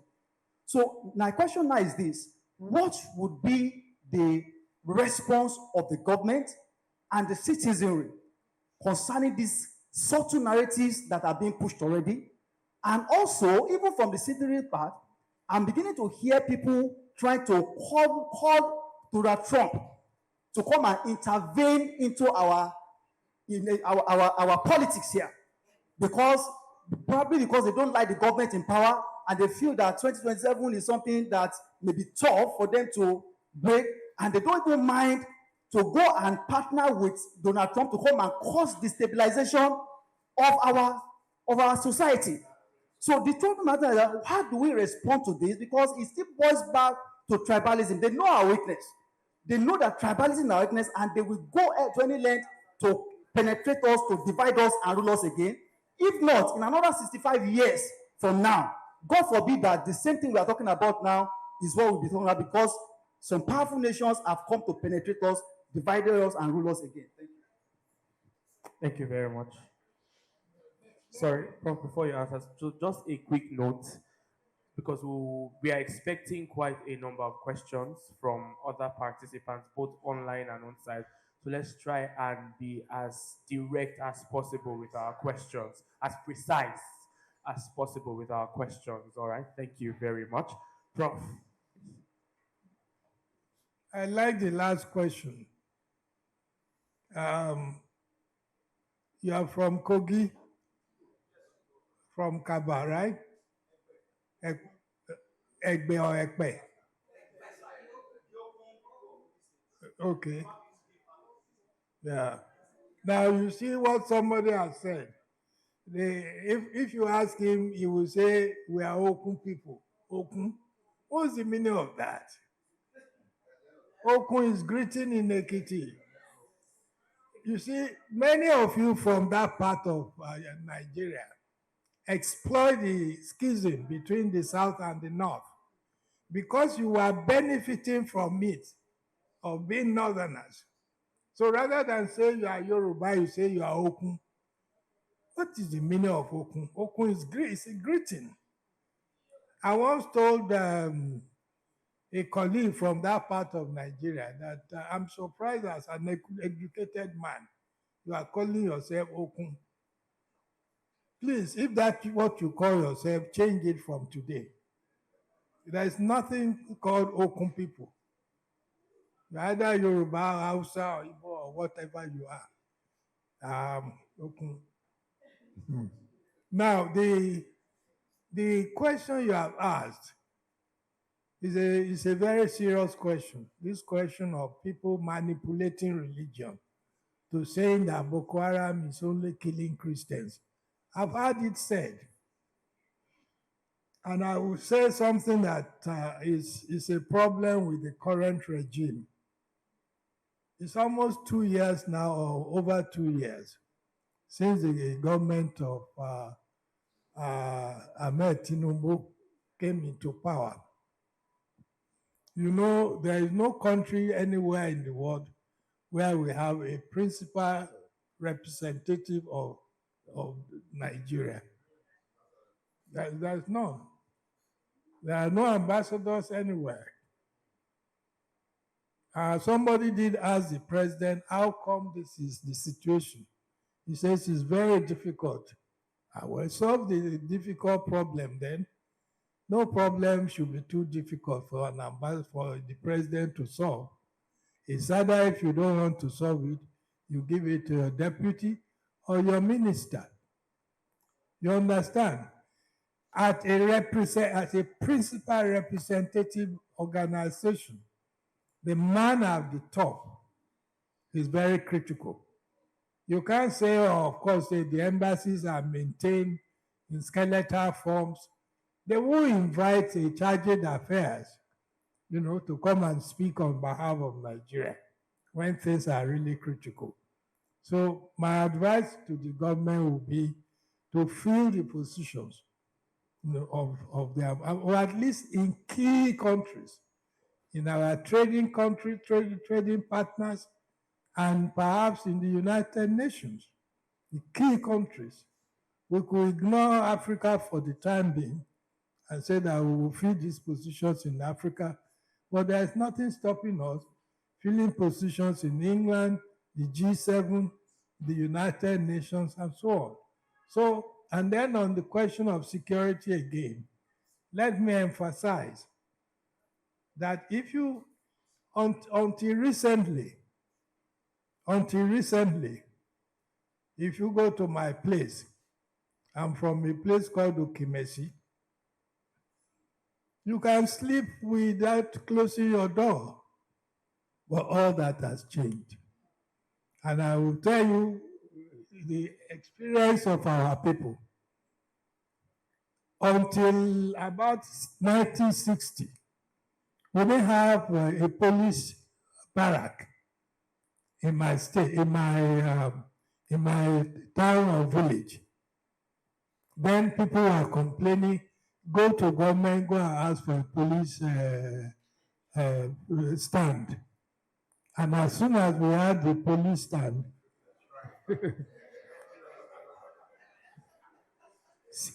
the situation changed. My people will say that the rogues, the robbers, follow the police to our town. It's as bad as that. Whether it is true that robbers follow police, I don't know.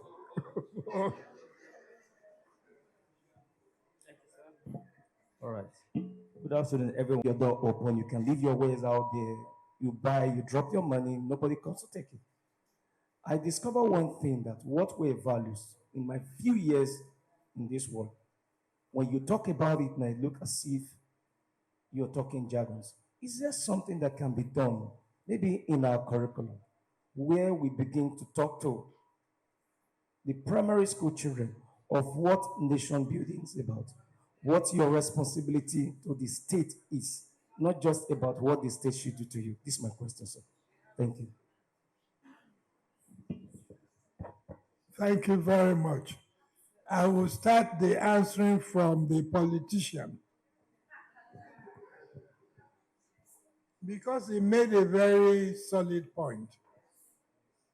What do we expect from our political leaders?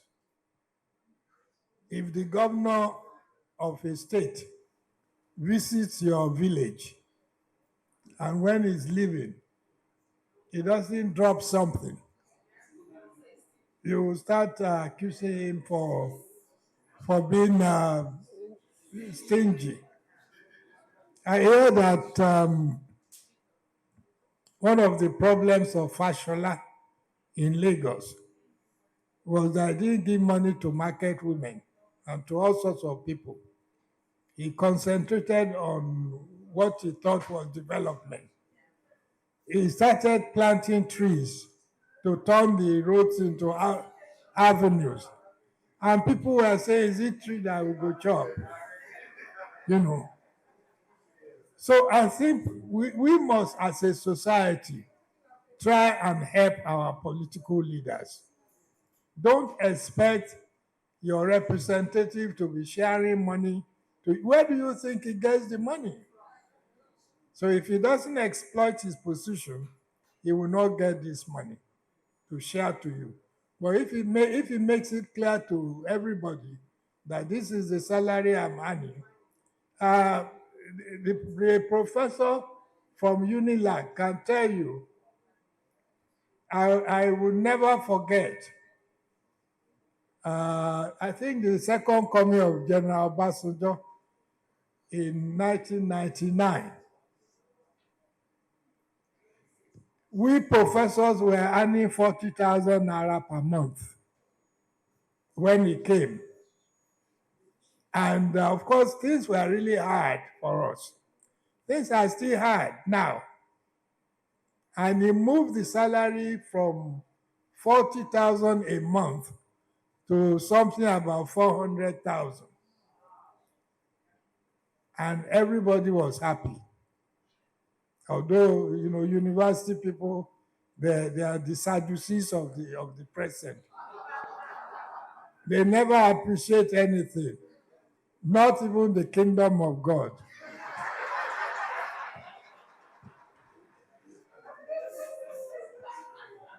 I will never forget a colleague of ours, a younger colleague, came into the staff room, staff club. We were all drinking beer and people were celebrating that. Have you heard about the new salary for professors and lecturers? And then he came around. He said, what salaries? Fuck him. And people said, look, what are you talking about? The man who have made your life, he said, what life? There will always be cynics in our society. So I agree with you as a politician. I don't know what to be able to tell the people that I don't have money. They will not elect you again.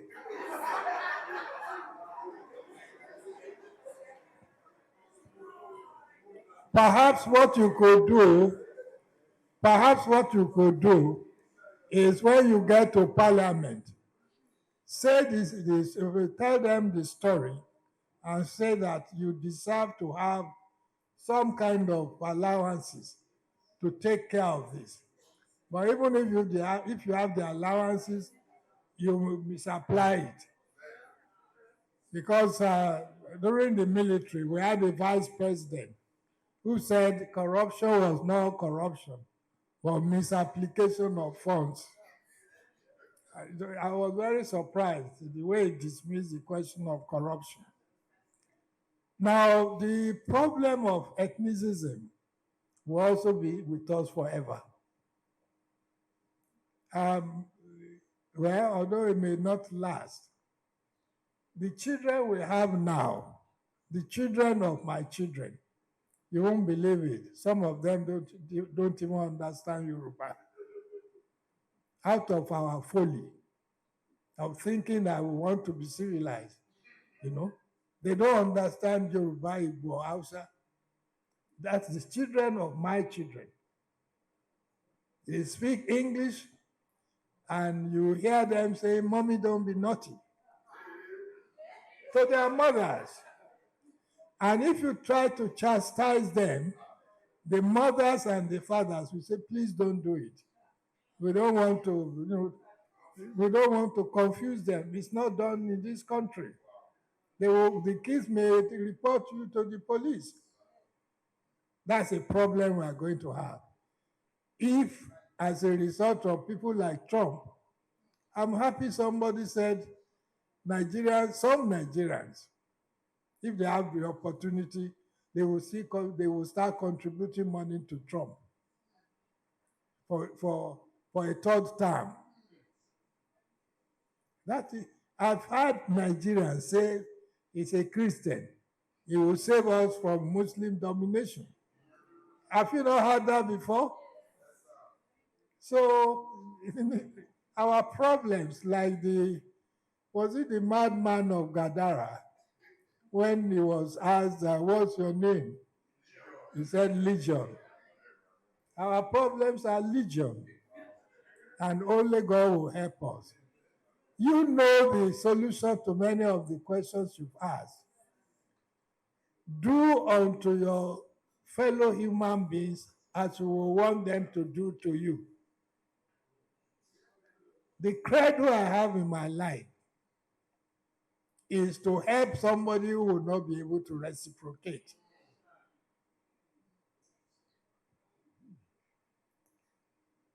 I will tell you a small story and I will end.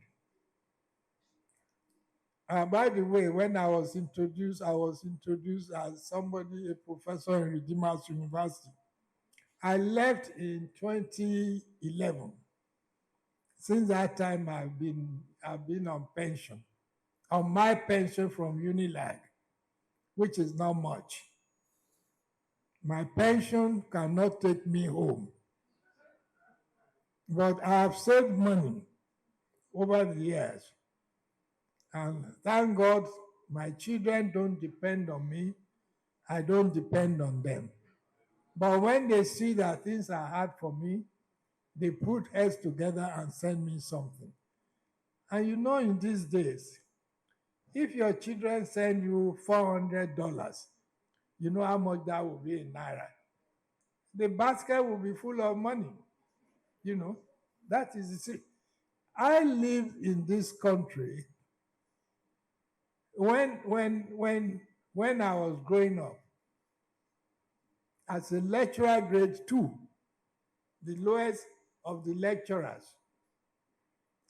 A Peugeot 404 cost £900, and I was on a salary of £1,200 per year.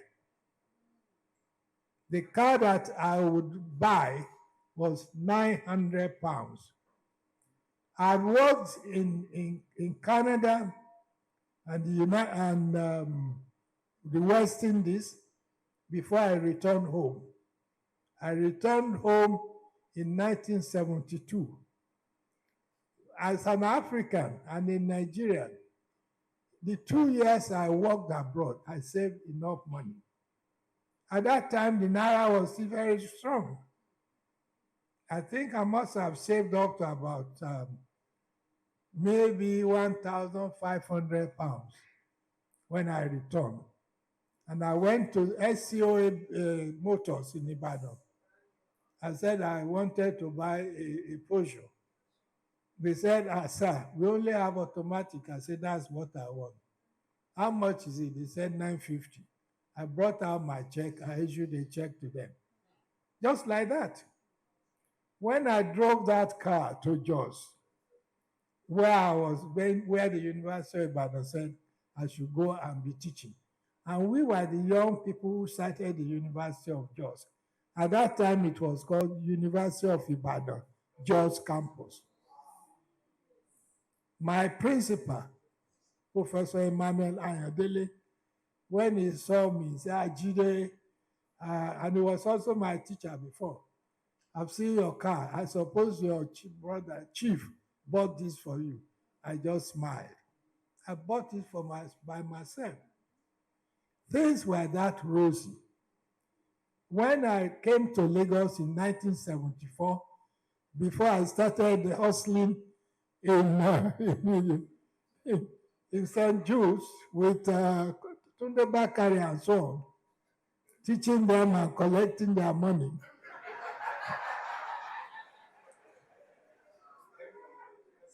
I had enough money to buy a car, a brand new Japanese car for my wife.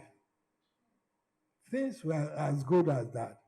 The next stage, I saw my friends buying Mercedes-Benz, buying Toyota.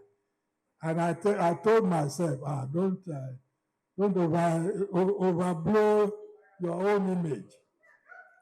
My friend and classmate, Shegun Talayo, was manager in RT Briscoe. I told him I want to change my car, a 504 then. He said, well, come and bring the car. We take it in and you pay us the difference. I bought myself a Volvo. A Volvo at that time, brand new. I'm not talking about Otokuba or whatever it is. Friends were buying Mercedes 200 for 800 no, 8,000 naira. Mercedes 200, brand new.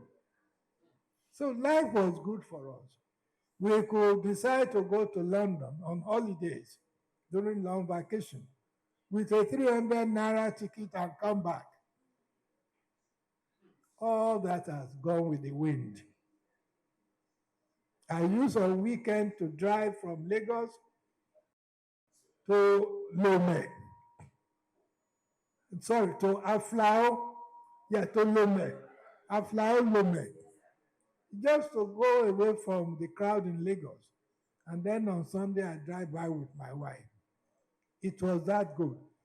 When somebody asks a question, what were your hopes after independence? The sky was the limit. The sky was the limit. If you were a good student and you worked hard and you studied hard, it didn't matter what you studied. In this country of ours, Adamu Chiroma studied general, BA general. And he became the central bank governor. Life was so easy. And somebody says, how do we, in 50 years' time, how do we solve the problem of tribalism? It will always be here. But if we are sufficiently developed, if we can harness all the resources God has put in this country and give everybody who wants to work opportunity, it will not matter to anybody on the street, whether you are Yoruba or Igbo or Hausa. You just face your own line. But unfortunately, some of our leaders have not always been truthful with us. I wish in the next dispensation or in the current dispensation, we will have leaders who will make sacrifice. Being a leader is difficult. We haven't had leaders who would self-immolate, who would say, I will burn myself just for this country.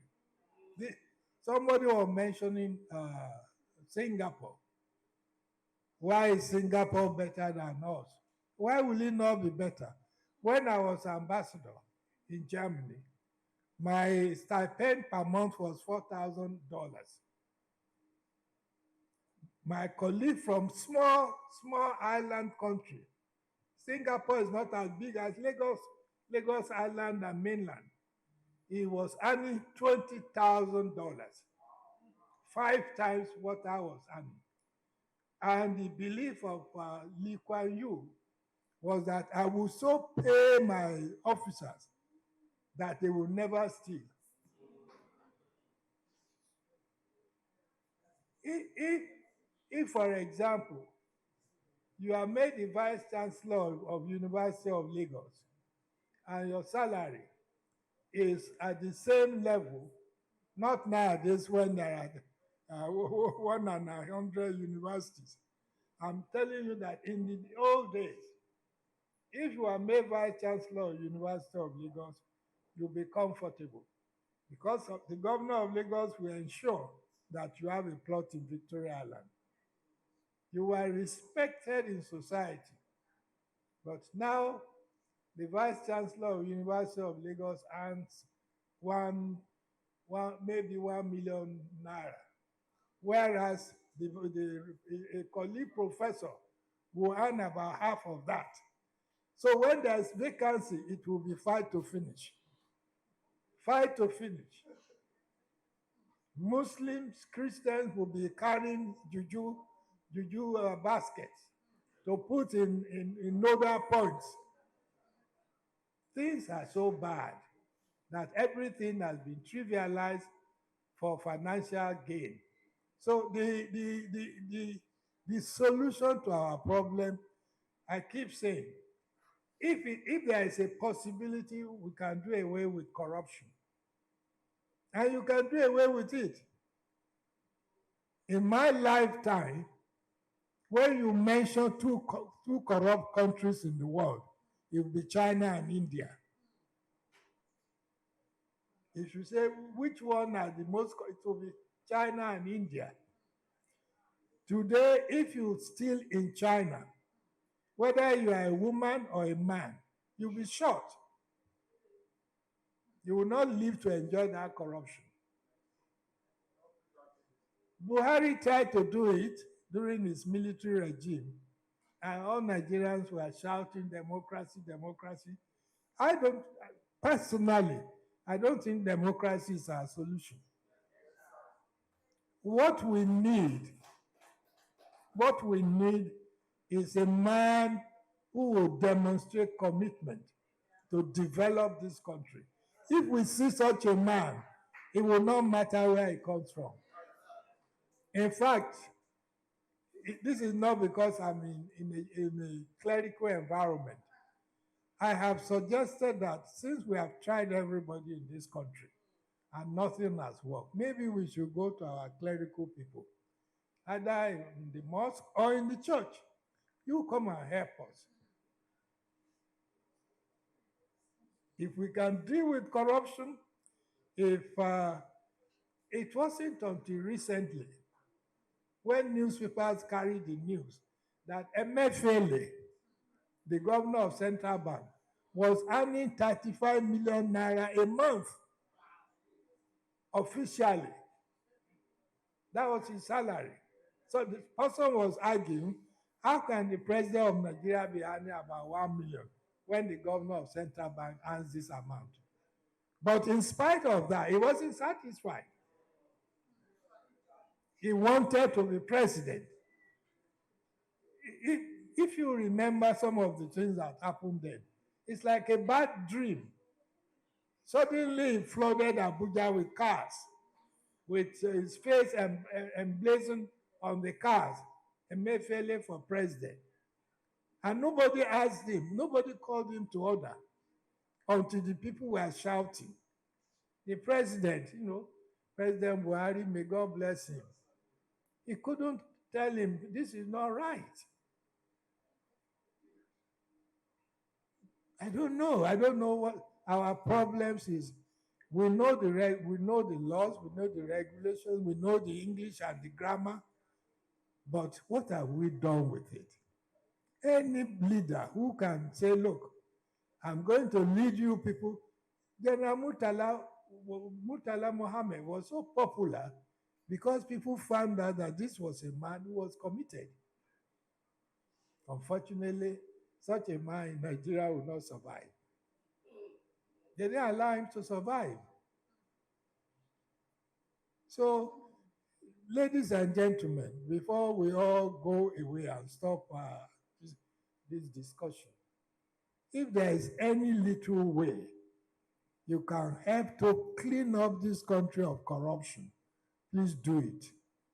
Because by so doing it, you will help erase underdevelopment and tribalism. I will end up by saying we have seen some committed people in one part or the other of this country. I will tell you a story about Sir Ahmadu Bello, the Sardauna of Sokoto. I think in October 1961, a year after our independence, the Governor General of Nigeria, by that time, Right Honorable Dr. Nnamdi Azikiwe, went on tour of the whole Federation. He started with the Western region. From Western region, he moved to the North. And he was doing it by train, not by air, by train. There were trains that ran in those days. When he got to Kaduna, the Premier of the North was waiting for him with all members of his government. And the Northerners, at least in those days, they like to wear traditional clothes, very big agbada, abobabariga, much bigger than themselves. And then they had a way by which big people walk, dragging their feet with their big salubata, sandals.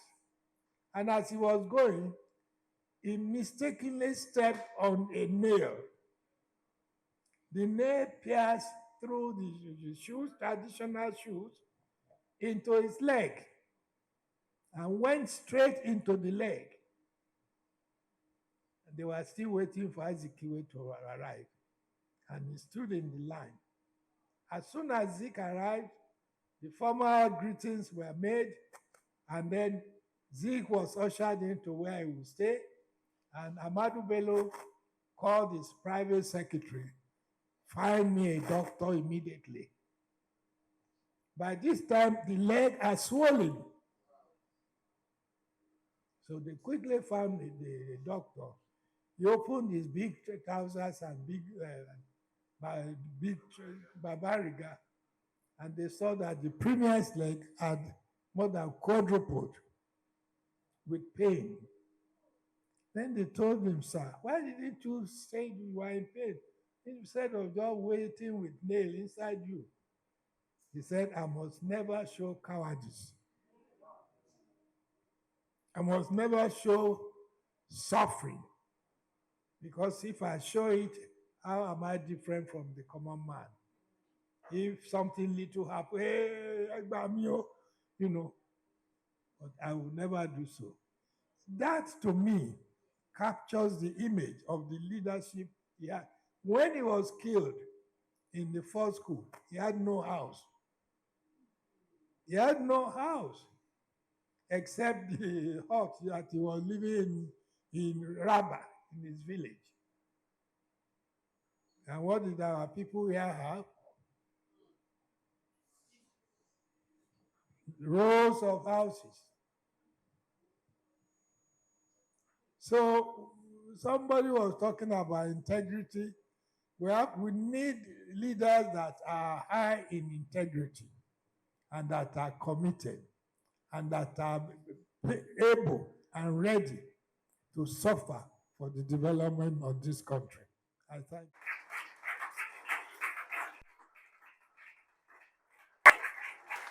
And what do we say to Prof? Thank you very much, sir. God bless you, sir. Everybody will say God. Dr. Tunde Bakari.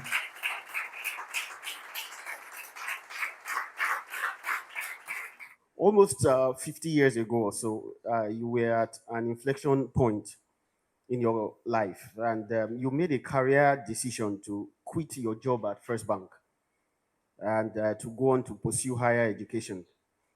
That's your dream of becoming a lawyer. Professor Oshutokun played a key role there, not just by being your history teacher, but by facilitating your destiny. Can you share with us the circumstances of your meeting with Professor Oshutokun?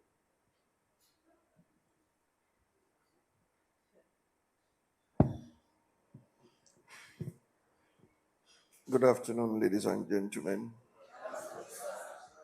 and a very, very hearty good afternoon to my benefactor, my mentor and leader of 51 years.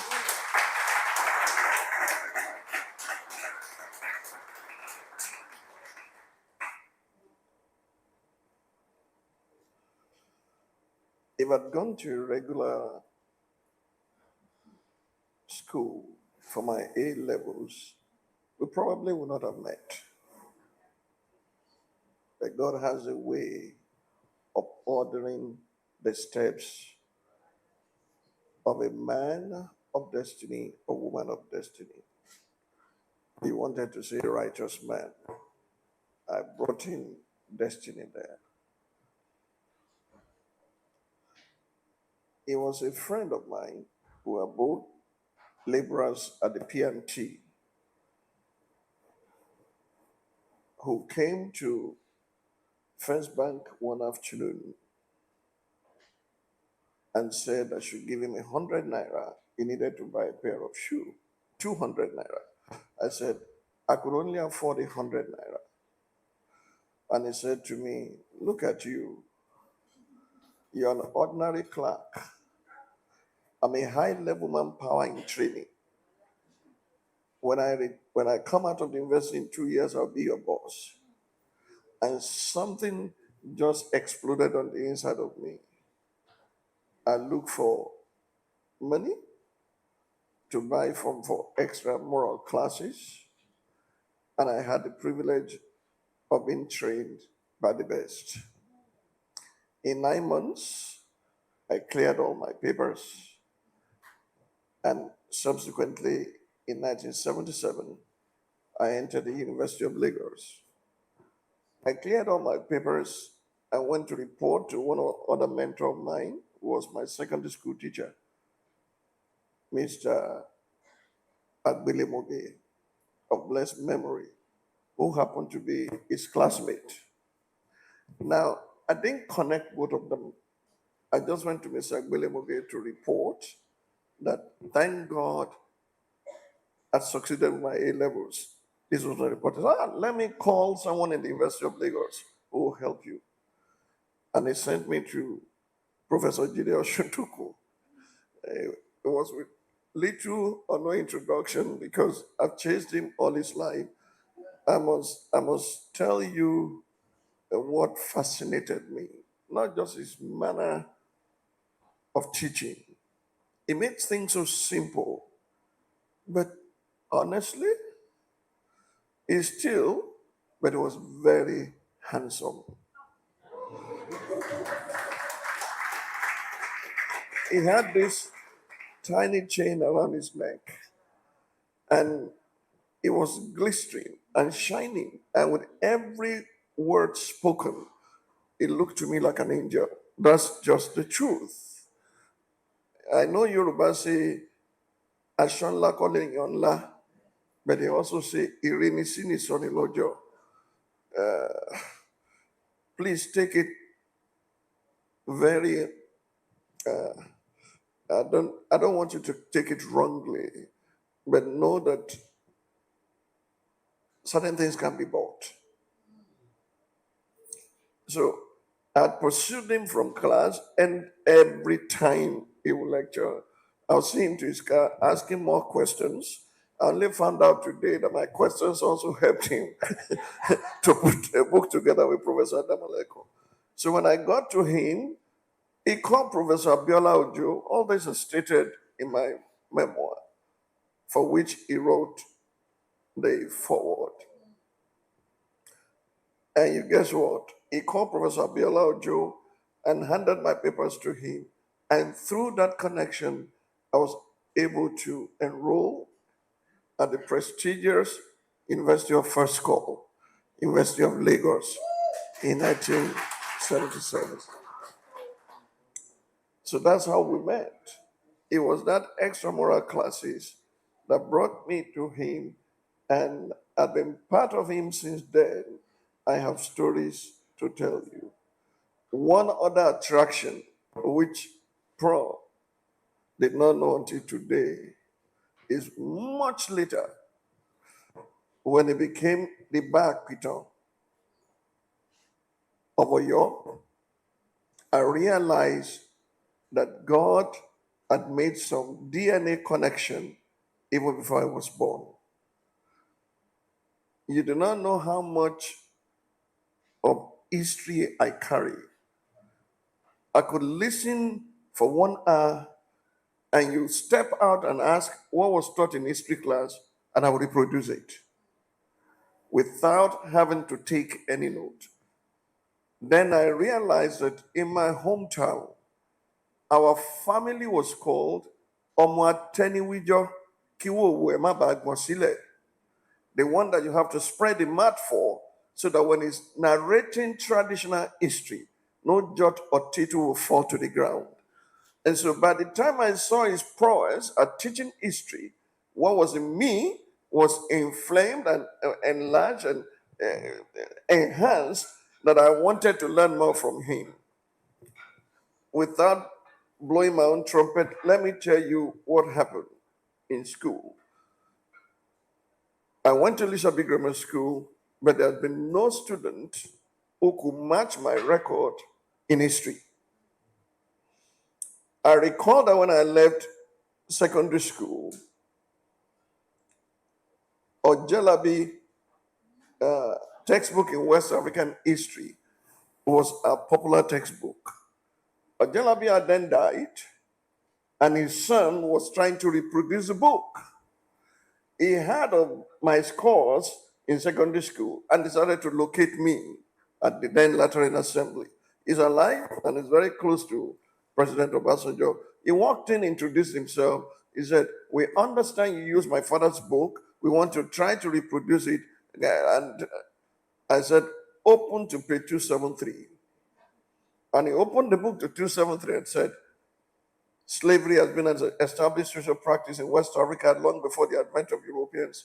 What gave rise to slavery had its roots in procreation of cheap labor to do arable farming." And I was reproducing it from. He looked at me and said, "What happened?" I said, "You can't tell. This is what history does to me. Those who do not learn from history will repeat the blunders of history until they become history." Please appreciate my history teacher one more time.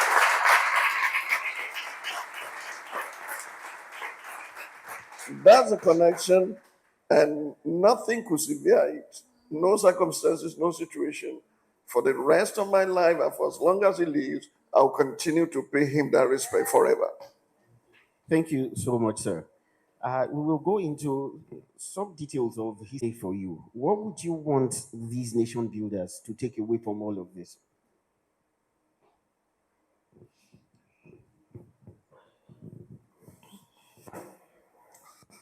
You are touching me at one place.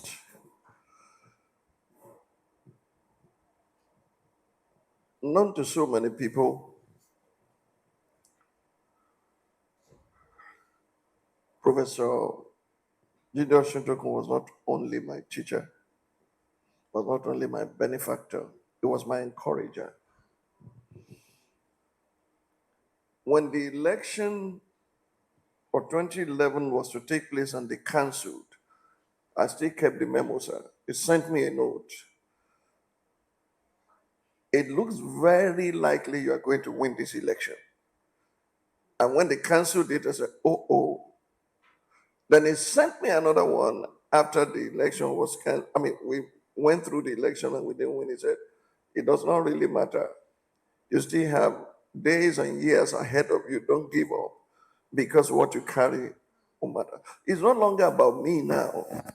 It's about what could we deposit in others. Because if God does not do it through me, and it does it through somebody that I influence, it's still done by me and by him. Because what he influenced is what you are seeing today. And whatever I could influence to make the society better, that's why I'm in what I am. I've told people if I want title of president, all I needed to do is to go to presidential hotel and stay in presidential suite. And so if they call, if you are laughing, for all that I care, I want to see a nation that works in my lifetime. And if there are others who can carry the spirit to their domain of influence, to their territory of influence, I'll be too happy to see that happen. If my teacher is very proud of me, I'm much more proud of him because of what we saw in him, the simplicity. Look, his home became my box office. How do you what do you do when you store storage place? Anytime there was crisis, I would carry my portmanteau. It wasn't too beautiful. It's now in the museum in Abeokuta on my head and go straight. What you I brought my box here. You stay here till I return. His family became my family. By extension, General Adefope and his wife also adopted us. There was no child that we gave birth to that General Adefope was not there and his wife to be there because of his connection. When I realized that his wife was related to them, you can see that it goes beyond surface. And when I talk about him, I'm so passionate. I hope the day and the time will come when I'm no more here and people will start thinking he was born as a child, he was raised as a boy, he grew up as a man, but he died an institution. As simple as ABC. that they will continue to learn and write things about. That's it. It will be legacy and not just being successful. That there are others who have benefited from you and they are carrying the tradition on.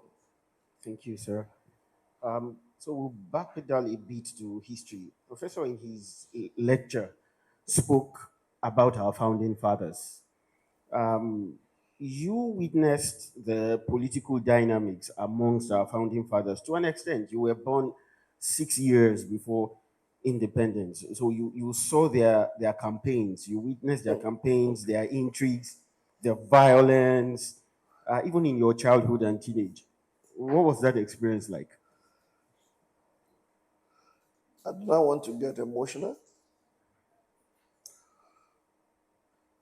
I didn't know so much about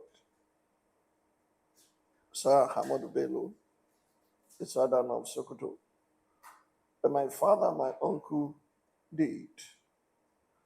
My father had a farm in Shagari village where he planted cotton, and he would carry kola nut from the south to the north, and he would bring cotton from Shagari village to the south.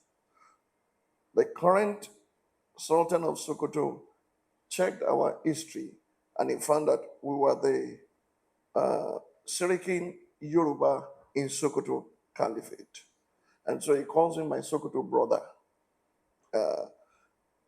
I was shipped to the north in 1957. My father died, and I was returned to the south in 1959-60 to register for primary school because I was short, and school year was January to December in those days. I couldn't make the 1960 independence class, but I made the 1961 post-independence class, and I recall till tomorrow the brownish cup with the flag of Nigeria, green, white, green, and the flag of Nigeria, and the jollof rice they cooked for that first anniversary will let you know that when the question was asked this earlier on, what do you understand by independence? I just sat down there.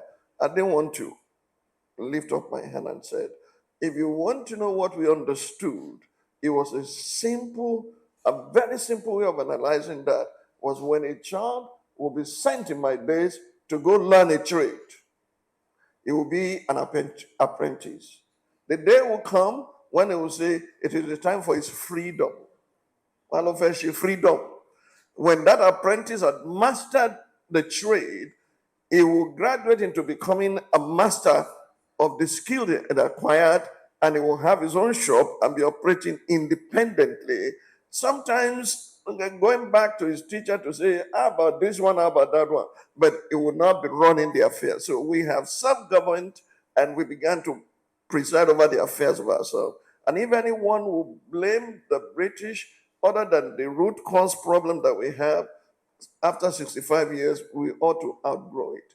You are asking me, what was it about this politician? I didn't know so much about Sir Ahmadu Bello, though I grew up in Sokoto. I recall when President Buhari followed me to my father's house, and he saw written on his tombstone, Sunny Arewa. He said, I thought it was a joke. I said, that was my father's title. Sunny Arewa means the one from the north. And he visited my mother in her home that we built for her by God's grace. And he spoke Hausa to my mother. And when my mother responded with Sokoto accent fluently, he turned to me and said, why did you lose your Hausa accent? I said, why are you not speaking Yoruba too? But I was a very close witness to Chief Obafemi Awolowo's electioneering campaign before he was thrown into prison and after he was thrown into prison in 1964 when Mama Yeye Odua, Chief H.I.D. Awolowo, came with Okpara to Abeokuta and they were campaigning. If I tell you what was done then, you will call me a jeep, any government in power. When Operation Wet started, sir, they were burning houses in Abeokuta. And my father's house was precious to me. Thank God it's still preserved till today. He built that house in 1922. It's still standing there today as a museum. I got all the banners of the political parties into our house. So any party that was campaigning in the neighborhood, I'll flag it. That was how my father's house escaped burning. And we more or less thought Awolowo was not human because in the sky you will see Awo with palm tree displayed on the sky. We thought it was a mystical person, but I remember when he was released from prison, I stood online in 1966 and shook his hands and cried, Awo! I did not know that I will eventually get to know his house, visit him in Parkland with Benga Daniel when we started the Diner Club at the University of Lagos. We were the one that brought Chief Obafemi Awolowo to University of Lagos in 1978 before the UPN was launched. And on the day UPN was launched at Electro-Odibo, I was the only student union leader on platform that day. Time will tell when we'll say all these things. In those days, it was fun before the violence erupted. Because of a prof said, action group was planted in people. It was difficult to uproot. Nobody was going to accept Akintola in Abeokuta, for example. I didn't know I can't talk of the whole. It was your book that opened my understanding and enlightened me about Chief S.L. Akintola because we abused him thoroughly. Akintola de Wure, I was going to put in my memoir. It was one of my editors that said, please, because time has gone beyond this, let's not put it there. And God saved me because when we edited that and took it out, his son was in the Court of Appeal, came to celebrate one of the Ogbomoso people here, and he shook hands with me and said, thank you for your advocacy. Thank you for what you've been saying, moment of truth. Thank you for that. I said, Che.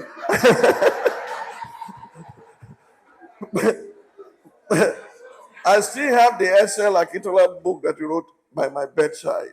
We'll sing Akintola de Wure Eba Mokwero. And then we'll turn to Awolowo, Baba Olayinka, Mejeji ni oge, Bo Gawo, Tunwa Fosi Jeun, Mejeji ni oge, because his own symbol was palm. And then when the women in Itoku went to vote, and there was a man called Aileru in Abeokuta, very strong and NDP man.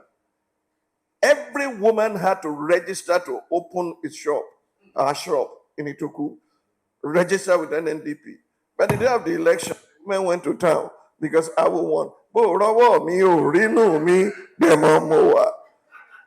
when an NDP will come to town also, they will sing a song and they were giving us money. Myself and Bangboche, my friend, were the ones who will be echoing it. Be a bang bugby, a pelon will be a bang bugby, a pelon will be a bang bugby, a pelon will. Until the day I saw violence in action, and I quickly ran to my father's house and never joined them anymore. We campaigned for one, and another group came, and they saw that we were playing double. They just cut off the air of Bangboche, film, and his hair began to jump like this. After that, I backed off. And guess what? There was a man in our neighborhood. I will mention his name not in a derogatory manner. He was called Barale. Barale will wear just an underpant with all kinds of alcohol that he would drink and Igbo. I saw Barale with my open eye like this, that God, may we not experience that anymore in our nation. He opened the womb of a pregnant woman and cut it open and severed the baby, and both died. I went back to Abeokuta years after to just commune with the president Alake of Egbaland, and guess who I saw? Barale was his chief security officer. Who said people can't change? People can change. I said, Barale. He said, oh, mommy, So I saw a bit of it, not as much as he did, but I saw a bit of it as a little boy. and grew into it to admire Chief Obafemi Awolowo. I carried his signature in my diary for many years. He was a hero, still remains a hero, and his impact is still felt today. Wow. I remember when we had debate in the secondary school, balloon debate, Red Cross balloon debate. At the final stage, it was between me and a student from King's College. That day, Nnamdi Azikiwe shone forth. I began to quote from his book, and before you know it, this guy from an unknown school won the cup. That's one thing. In 1970, also before, just around that election period, the Nigerian Women's Society, under the leadership of Mrs. Hilda Defarasin, decided to have a lecture on the legal rights of the Nigerian child. And it was, she just passed on, late Mrs.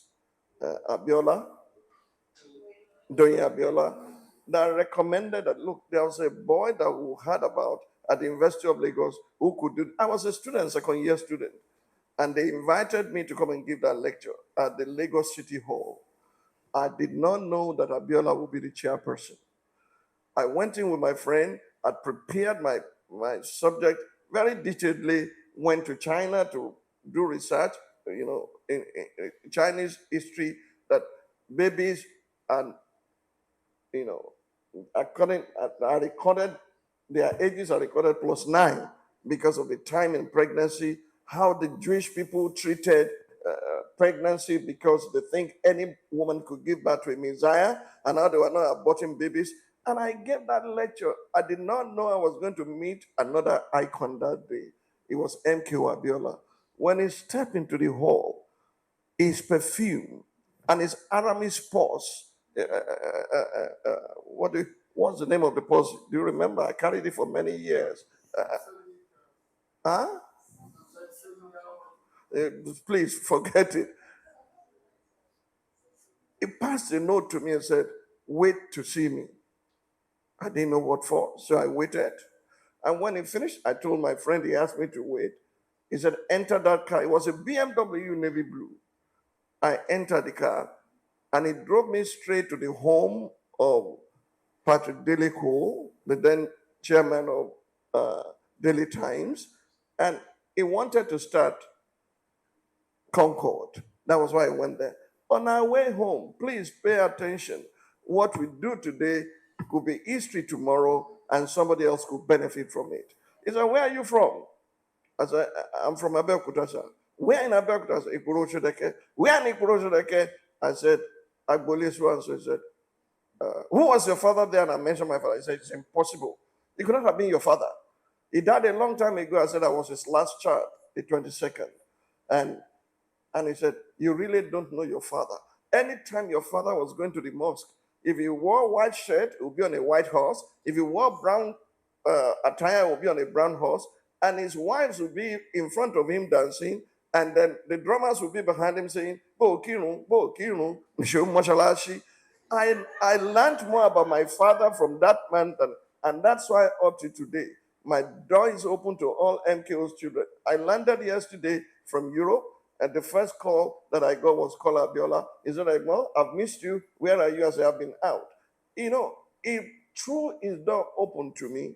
And after everything that day, MQ gave me 1,500 naira. I almost died because that was a lot of money.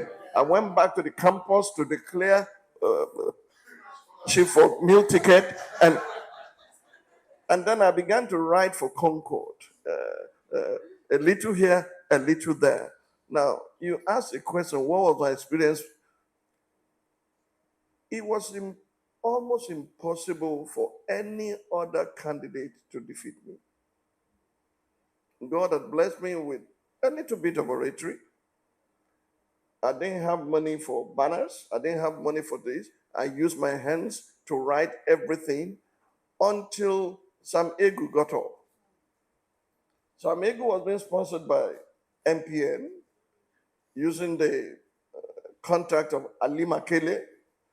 and we were agents of Action Group, sorry, UPN, and Ebenezer Babatope, who became the Director General. So the election was tough. On the night of the campaign, please go check with my classmates. The presidential debate I was at my best by God's grace, and I fear, I'm not tribalistic, but I fear Igbo girls till tomorrow. And I will likely not say hello, Kidu, to an Igbo girl alone. 4 of them carried me like I was their hero to the front of the of the lagoon and said, "You're on too much. Now today we go kill you." I started screaming, calling my for them to come and rescue. You're on too much. Now, how did I lose that election? Very simple. Oladito Oladunjoye was the president before me. And he came into a room and he said, "We know you were going to win this election, but we can stop you from winning. All we want from you is just declare that you will protect the Palm Wine Drinkers Club in your kegite, and we will initiate you as a kegite privately. We will not talk about it publicly because we know you're a politician from the pulpit." That was the thing that was going around the campus then. And I looked at them, I said, "You want me to deny Christ because of power? Perish the thought." And so we will sponsor candidates against, so they sponsored 3 Yoruba candidates against me that quickly participated in the election. Alima Kele stopped any campaign. That was my strength. So I couldn't speak, I couldn't go anywhere. And the election took place. Sam Egu scored 6 votes more than mine. The 3 candidates, Yoruba, the sponsors, scored 93. And that was how I lost. But Sam Egu misbehaved. He was rusticated from the university, and I enjoyed being president emeritus. That was free of charge, eating free food at, what's the name of the boss? No, not Bosry. Botry. I've forgotten the name of the man now, and throughout my campus. So that was my experience with them. But the exposure to external influence, to the influence of people like MKO, to the influence of Gani Fahimi, actually formed what I was dishing out in the presidential debate at the University of Lagos. Last card I was sent out of school. I developed a theory from his life that you don't get away with cheating for too long a time. Because it came to me that he would get the Igbo vote for me and got my manifesto, but I gave him not the real one. He used it immediately with color brochure to fill the campus. But, well, he got his own. They are mature executive students. One begins to realize that you started building strategic political alliances early on. And like you just said, to the extent that people believe that you belonged to the elite class. Now, this pattern of building networks and alliances, we find it's common amongst great leaders, the likes of Bill Clinton, George W. Bush, Barack Obama, Emmanuel Macron, and so on. Even amongst our founding fathers, the likes of Azikiwe, Kwame Nkrumah, they built alliances right from school days. And those alliances were useful in their Pan-Africanist movement. Can you describe some of those alliances, the networks, the relationships you built while you were a student?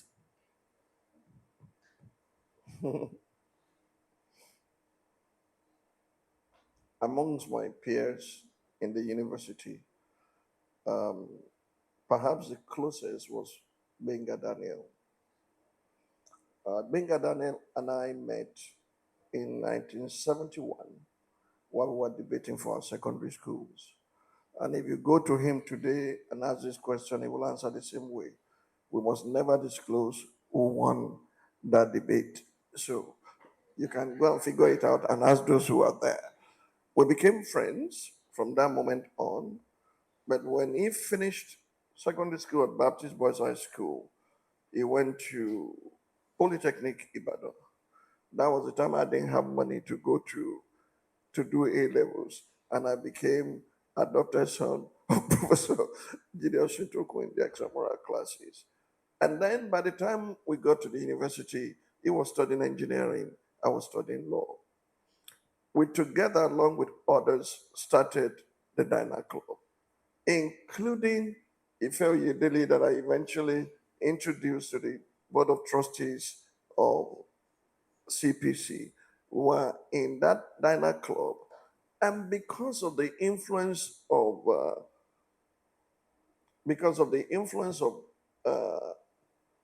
Papa Daniel.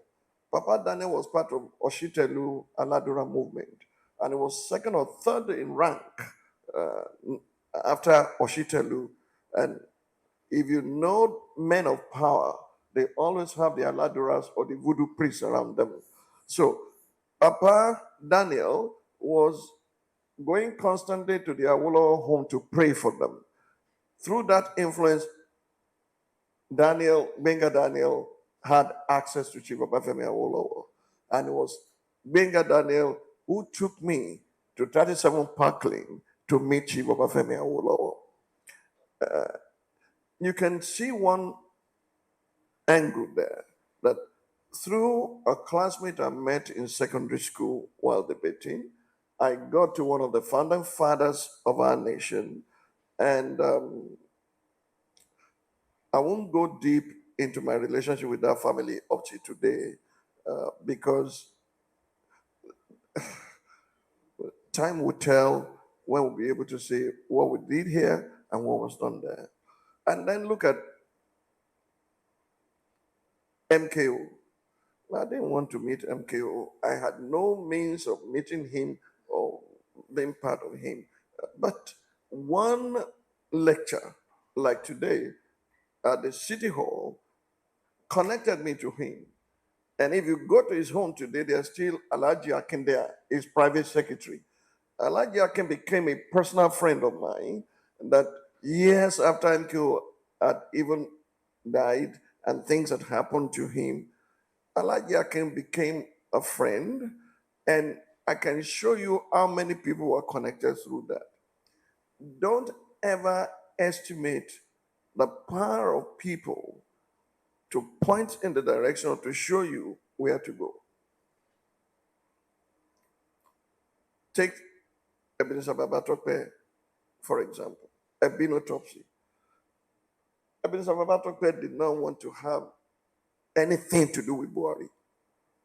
But the moment he knew that I was his running mate, he called me from the blues and said, "What are you doing with this man?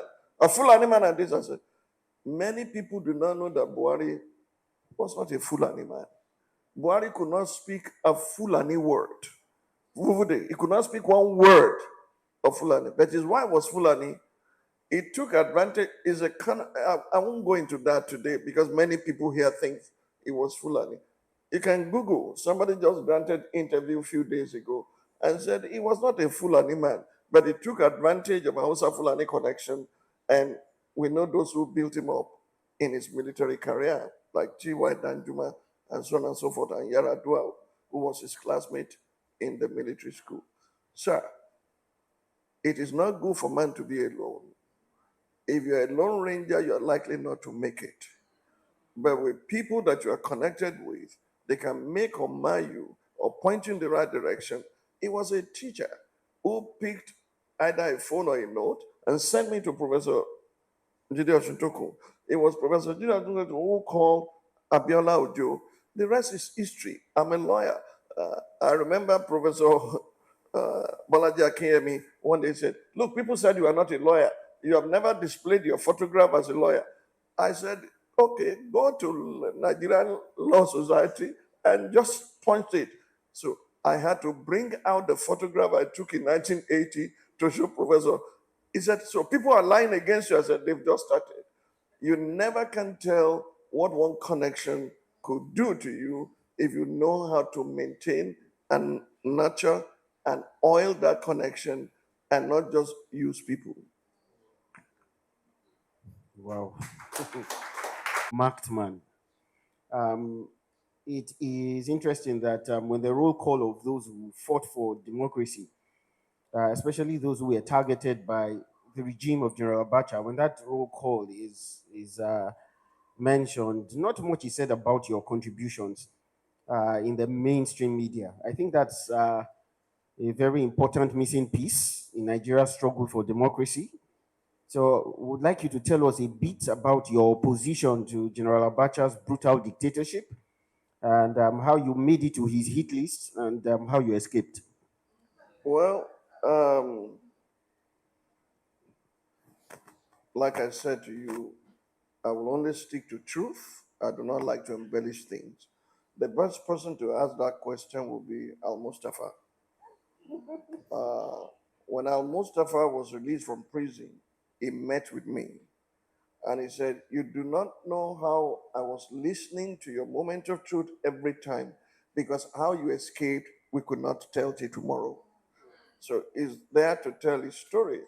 And there's someone in here uh, I've not seen, I can't, no, it's not you, uh, who, when he was in prison, this member of my church, I won't tell you how, was the one paying the school fees of his children. Time will not permit to tell how someone in our network, unknown to General Obasanjo, were the one who raised him to be going to Jos, to his prison in Jos, to supply him things and to be praying for him. And he did not know that two of his children benefited from our scholarship without announcing to anyone. And let's come back to Abacha. I went to Kano. It was COPA conference while he was the military dictator here in Nigeria. And in that COPA conference, COPA is Conference of Prophetic and Apostolic Churches, announced publicly that Murtala Muhammad will not be the last head of state that will be brought home dead in Kano. Abacha is coming home dead. It was God that saved me out of Kano. But nobody trusted me. I came home. And another pastor, I won't mention the name of the pastor. If I mention, you will know, came to me that his brother is in the Secret Service and they've concluded all arrangements that Abacha will succeed himself. That was when the late Bola Ige said, the five fingers, aha, you know it, leprous hand, okay. And I prayed and God said, no, he will not succeed himself. So I went during the communion service. First, he locked up Dia. And Dia's sister and first son came to meet me. And as they were talking, the Lord gave me a word. When the killer wants to kill, the killer will be killed. Expect the night before miracle. That triggered a lot of mark him down. And I recall that Newswatch carried that prophecy verbatim, and they were looking for me. So the last straw that brought the camels back was that this preacher came to me and said his brother works in the DSS, not DSS, SSS, and they've worked out everything. All the parties will adopt Abacha. And I prayed, and God gave me a word. When the tender mercies of the wicked are cruel, Abacha, your time is up. He said, how did I escape? Again, make sure you nurture your contacts well. You never can tell which one will bail you out. Many people do not know that when I step into ministry, my first keyboardist was OGD, Benga Daniel. The keyboard was his. I had no keyboard. So he will bring his keyboard to play for me until we were able to buy keyboard. So there was another keyboardist. His name will not be mentioned. He's a medical doctor. He lives abroad now. He was the dentist attached to Abacha. and he heard every plot and plan to eliminate me. And he used a phone to call me and said, I know you will not want to run, but I'm telling you, sir, please flee for your life. They are coming for you. Who is this? And he mentioned his name. How are you sure? Somehow, what he said entered into my spirit, not out of fear, but out of self-preservation. I left for Chicago. 8 days after I preached that message, or shortly thereafter, Abacha dropped dead. And if you were there that day, I stopped in the middle of the church one Sunday morning. I said, I see two robes suspended from the sky, one carrying SDP, another carrying NRC, and a cat in camouflage uniform of the military came and ate both. But an arrow came from heaven and pierced. How many of you remember that prophecy? It was in the open church.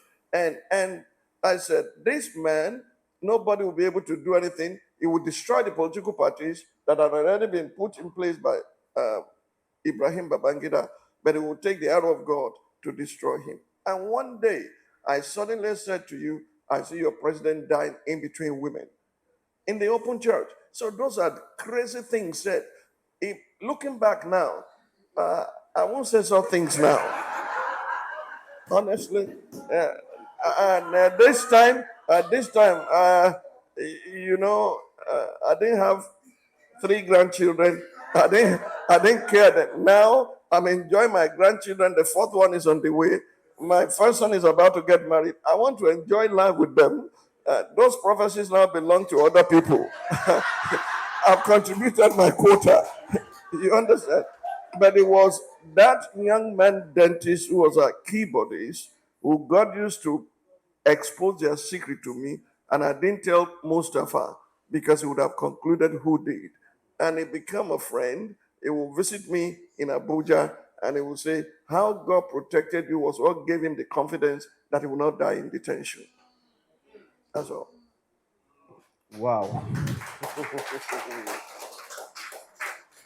Sir, you played, it was a match against Jonathan. They seem to forget that you actually facilitated the emergence of the Jonathan administration 2 years earlier.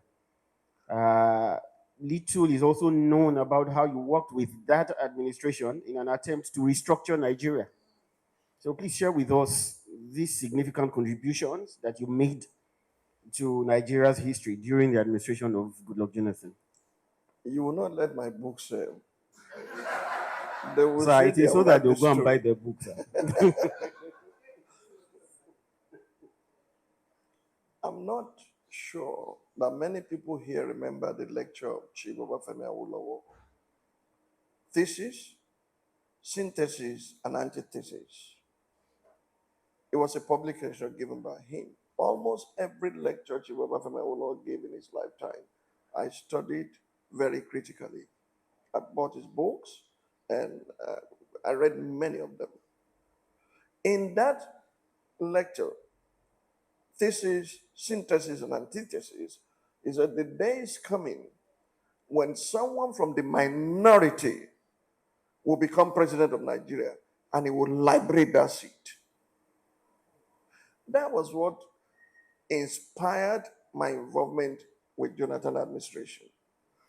I was coming home, it was 23rd of December, the year before May 5 when Yaradua died. I was coming home for Christmas from the UK and I had a dream. In the dream, I saw 2 conjoined twins. The left part of the head was joined to the right was joined to the left, and they wore baseball cap on this side that was unusually long. And both conjoined twins spoke with one voice. Don't separate us. If you separate us, we will die. As a pastor, what hit me immediately was there will be pregnant women that might give birth to abnormal children. So I called those who are in a fruitful club to begin to pray for them that their children will be normal. I forgot all about the dream after we had prayed. On 2nd of January, the following year, we were having New Year gathering. And I saw a second vision. I was seated in the living room of my home and I saw two girls. The first one were teenagers like boys. These were two girls about age 8 and 10. And the doctor announced that the older girl, about 10, had renal failure. And the younger girl said, I won't let my sister die. I will donate my kidney. Now, that's unusual. But it was the kidney of a little girl that was going to be given to another little girl. And they drove them into the theater. The surgeon performed the surgery and came out and said, surgery is successful. I didn't see either of the children, but he was removing a bloodstained glove from his hand, said the surgery is successful. Instantly, the Holy Spirit quickened this in my heart. The north and the south of Nigeria, don't separate them. If you separate them, both will die. That was what eventually led to Save Nigeria Group. That day, I called, I didn't want to mention names, but it's okay. Yinka Dumaki and the man in Surulere, Samuel Ayedobo, they came to my house and I said, this is what I'd seen. Yinka, what do we do with this dream? I want to summon NGOs and self-determination groups and what have you to Sheraton to share the dream with them. And before long, the lights of General Kanyade heard about the dream. The lights of Professor Woloinshaga heard about the dream. In the Busikano heard about. They came to my home. Chief Professor Wole Soyinka was contacted by Yinka's wife, and he joined us in Abuja and said, we are going to Abuja to march to save Nigeria. The name Save Nigeria Group was formed at Sheraton that day on the 7th of January. And I was asked, when would the march be? I said, 12th of January. Who will lead the march? I will lead the march. I recall that Femi Falana in the hall said, you think this is like crusade? That's not the way it's done. We will need to mobilize people. I will go to Ikiti. Give me 2 buses and enough resources to mobilize people. We'll carry them from Ikiti to Abuja. And I said, you are carrying nobody. Now, this is why I said network is important. Across the months and years of pastoring in this church, I'd visited almost all the universities in Nigeria, including Maiduguri University, and started building young leaders for their future. And then gathered them 333 from all the universities in Nigeria to Queen's College for a week. That was when you strayed. That was when you came to be part of Grand Slam. And I said, the future of Nigeria is in your hands. And I spoke to them boldly. Those people had become pastors and, in different places. And when the time came to push the button, they brought their people out en masse to Abuja. The equipment that were used were donated by churches. Pastor Sarah Amako released all the about 10,000 people in his church to join us. And Yegbula, whatever his name, the chairman of Ogbulafo said this is nothing but roadshow. They removed him from. We marched straight to go to the villa. As we were marching towards the villa, 4 gentlemen were coming in an SUV, going to the Senate to drop a letter they co-signed. The 4 people were Muhammadu Buhari, Atiku, Guzau, and Abubakar Balarabe Musa. And that day, General Buhari asked, who is leading? Because my hand was locked with the hand of Professor Wole Soyinka, and the other hand was locked with Femi Falana. Who is that? They said it's Pastor Bakari. He said that was the day he marked down that this man would be my running mate. I didn't know him other than when Chokuma Fikuyomi, who was a student in my Sunday school at Yaba Baptist Church, brought him to our church. That was the first time he saw me. The second time was in Abuja. I didn't look for any of these things, they look for me. Okay? And so, eventually, we did the march in Lagos. We organized the one in Jos. When it was hitting ground, another set of group of people began to join us. And the Senate had no choice but to do the doctrine of necessity that brought him to be acting president. And when Yaradua died, I remember that was the day we presented social contract in Abuja. And I spoke on the subject our dead heroes, they no longer live here. And Yaradua died that day. Nasira Rufai came to my room and said, "You killed Yaradua. You said they no longer live." I said, "No, that was a word God gave to me." So he joined, and other people joined. And I remember telling Nasir that you have no future in PDP when I eventually became the, uh, the, the running mate for Buhari. Now, you are asking a question, what role did I play? I will leave God and those who know to tell the story. Because of that role, Jonathan opened his door to us.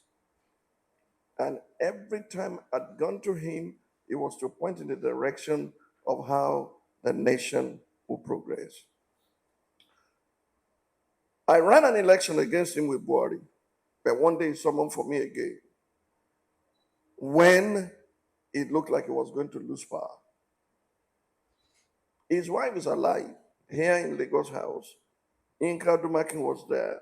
Joe Dumakin was there. His wife knelt down and held my 2 feet and said, "You are our father. Don't abandon us." I said, "It is too late because we are not listening to counsel." And I said, "Whatever we could do, help us." And said, "Okay."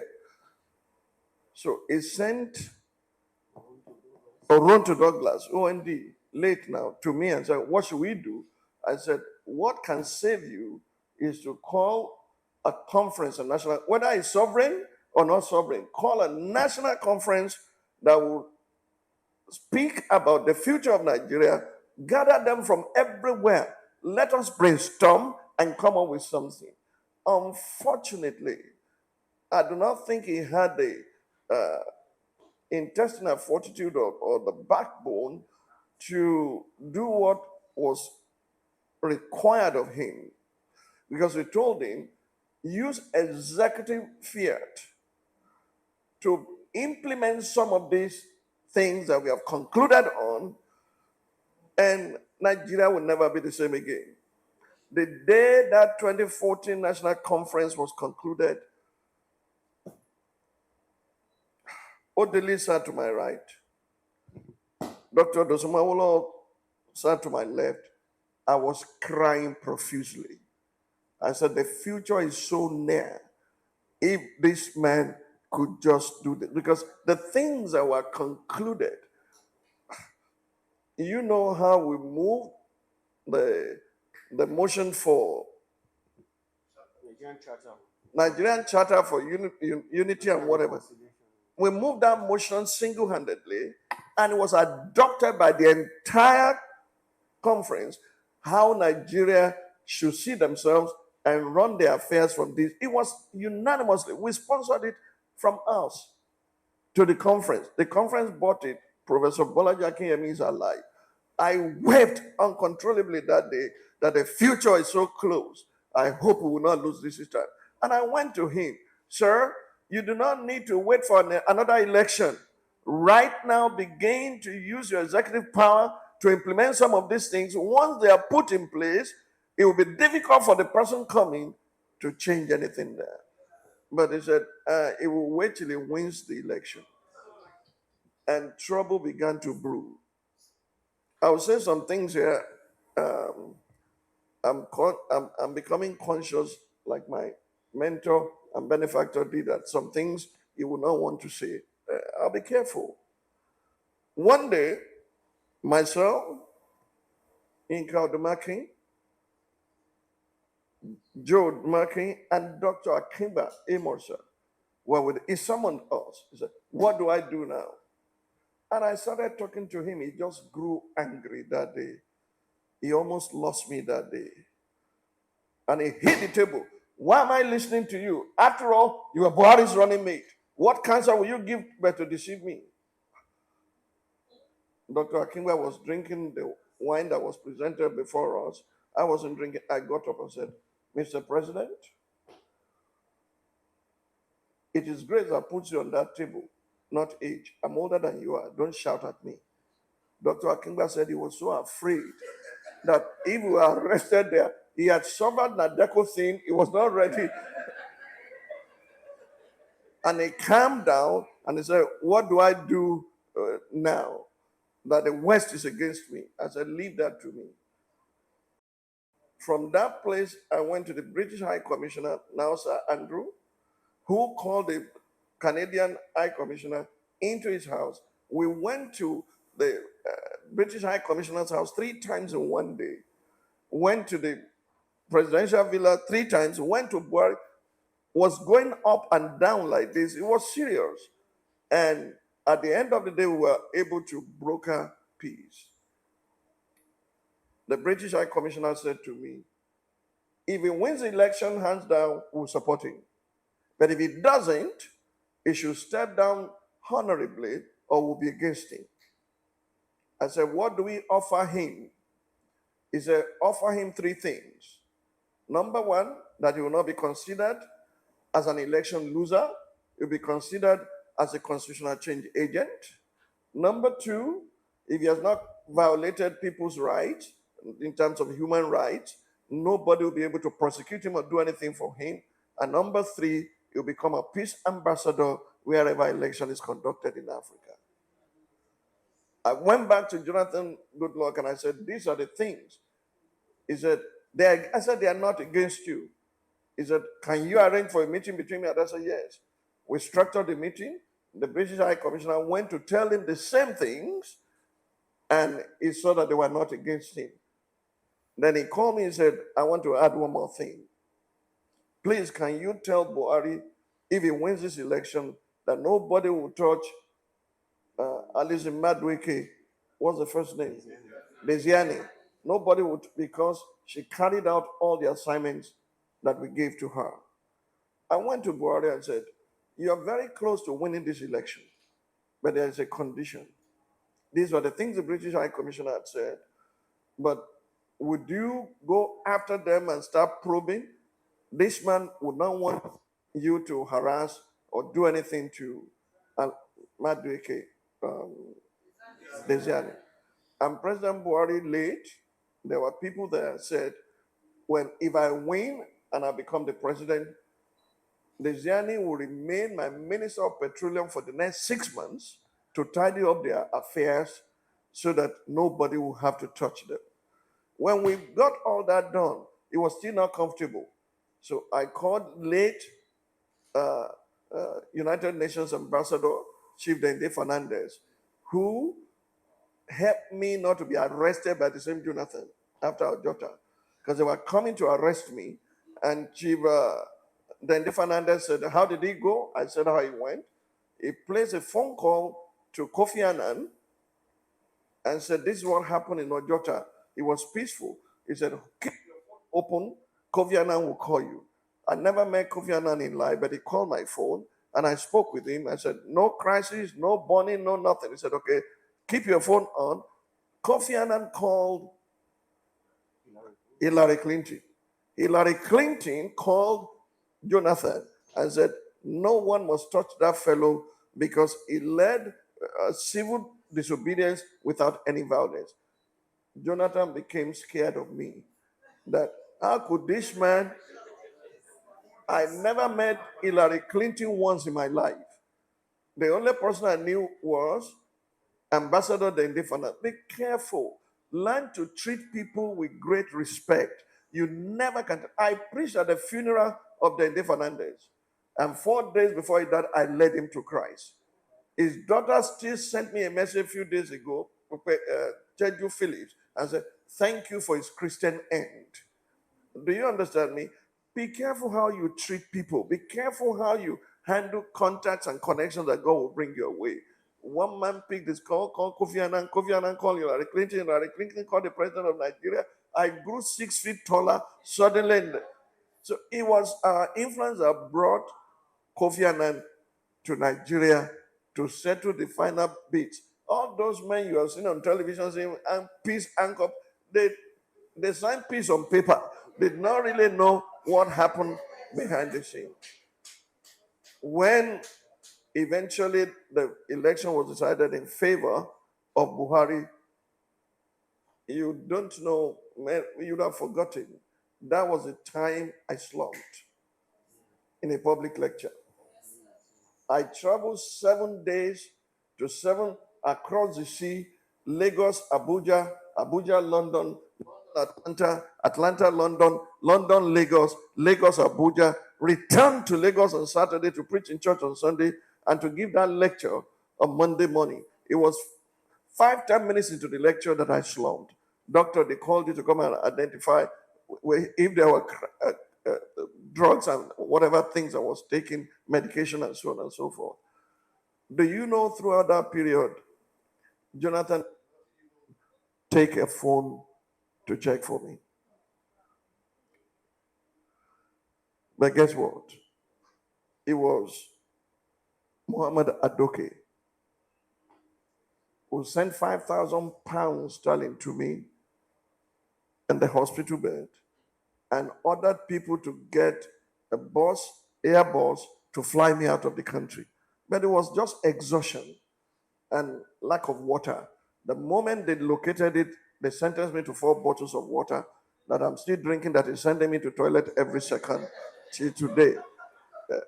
Please, it's a serious matter. Do you realize that all throughout the period that Buhari was in power, Desiani was not prosecuted? Best understood through the lens of history and the courage to envision its future. Today's gathering has been a powerful convergence of insight, conviction, and hope, knowing we will not give up on our great country, Nigeria. And with that being said, it is with deep appreciation that I extend a heartfelt thank you to all who made this event a resounding success. Thank you all once again. And first to Professor Akinjide Oshutokusa, thank you for your scholarly brilliance and historical clarity. Your reflections have illuminated our understanding and enriched our national consciousness. Thank you very much, sir. And to our dear founder, Dr. Tunde Bakari, your unwavering commitment to truth, justice, and transformational leadership continues to inspire us, sir. Thank you for your vision, your voice, and your enduring legacy in shaping the conscience of our nation. Thank you very much, sir. And to our dear Deputy Chairman, ma'am, Mrs. Laide Bakari. Thank you, ma, for gracing the event with your presence. We look forward to future opportunities to collaborate and learn from your wealth of experience, ma. Thank you very much, ma'am. And to the distinguished board members of the Citadel School of Government, we have widely represented here. Thank you very much, ma'am. She's somewhere here, ma'am. Thank you very much. Ma'am, yes, and Engineer Day, thank you very much, ma'am. Thank you for your governance, your wisdom, and your commitment to nurturing future leaders. Your contributions are deeply valued. And we also extend our sincere gratitude to the Executive Council members of Citadel Global Community. I keep mentioning this because they actually support us greatly. They pull their weight to support Citadel School of Government. So I keep mentioning them and thanking them. Your work has made today seamless and memorable.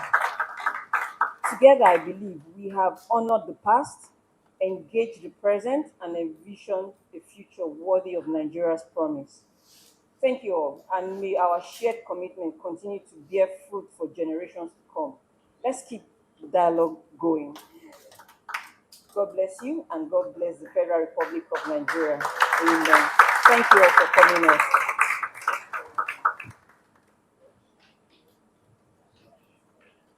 Yes, the prof. Yes, we can.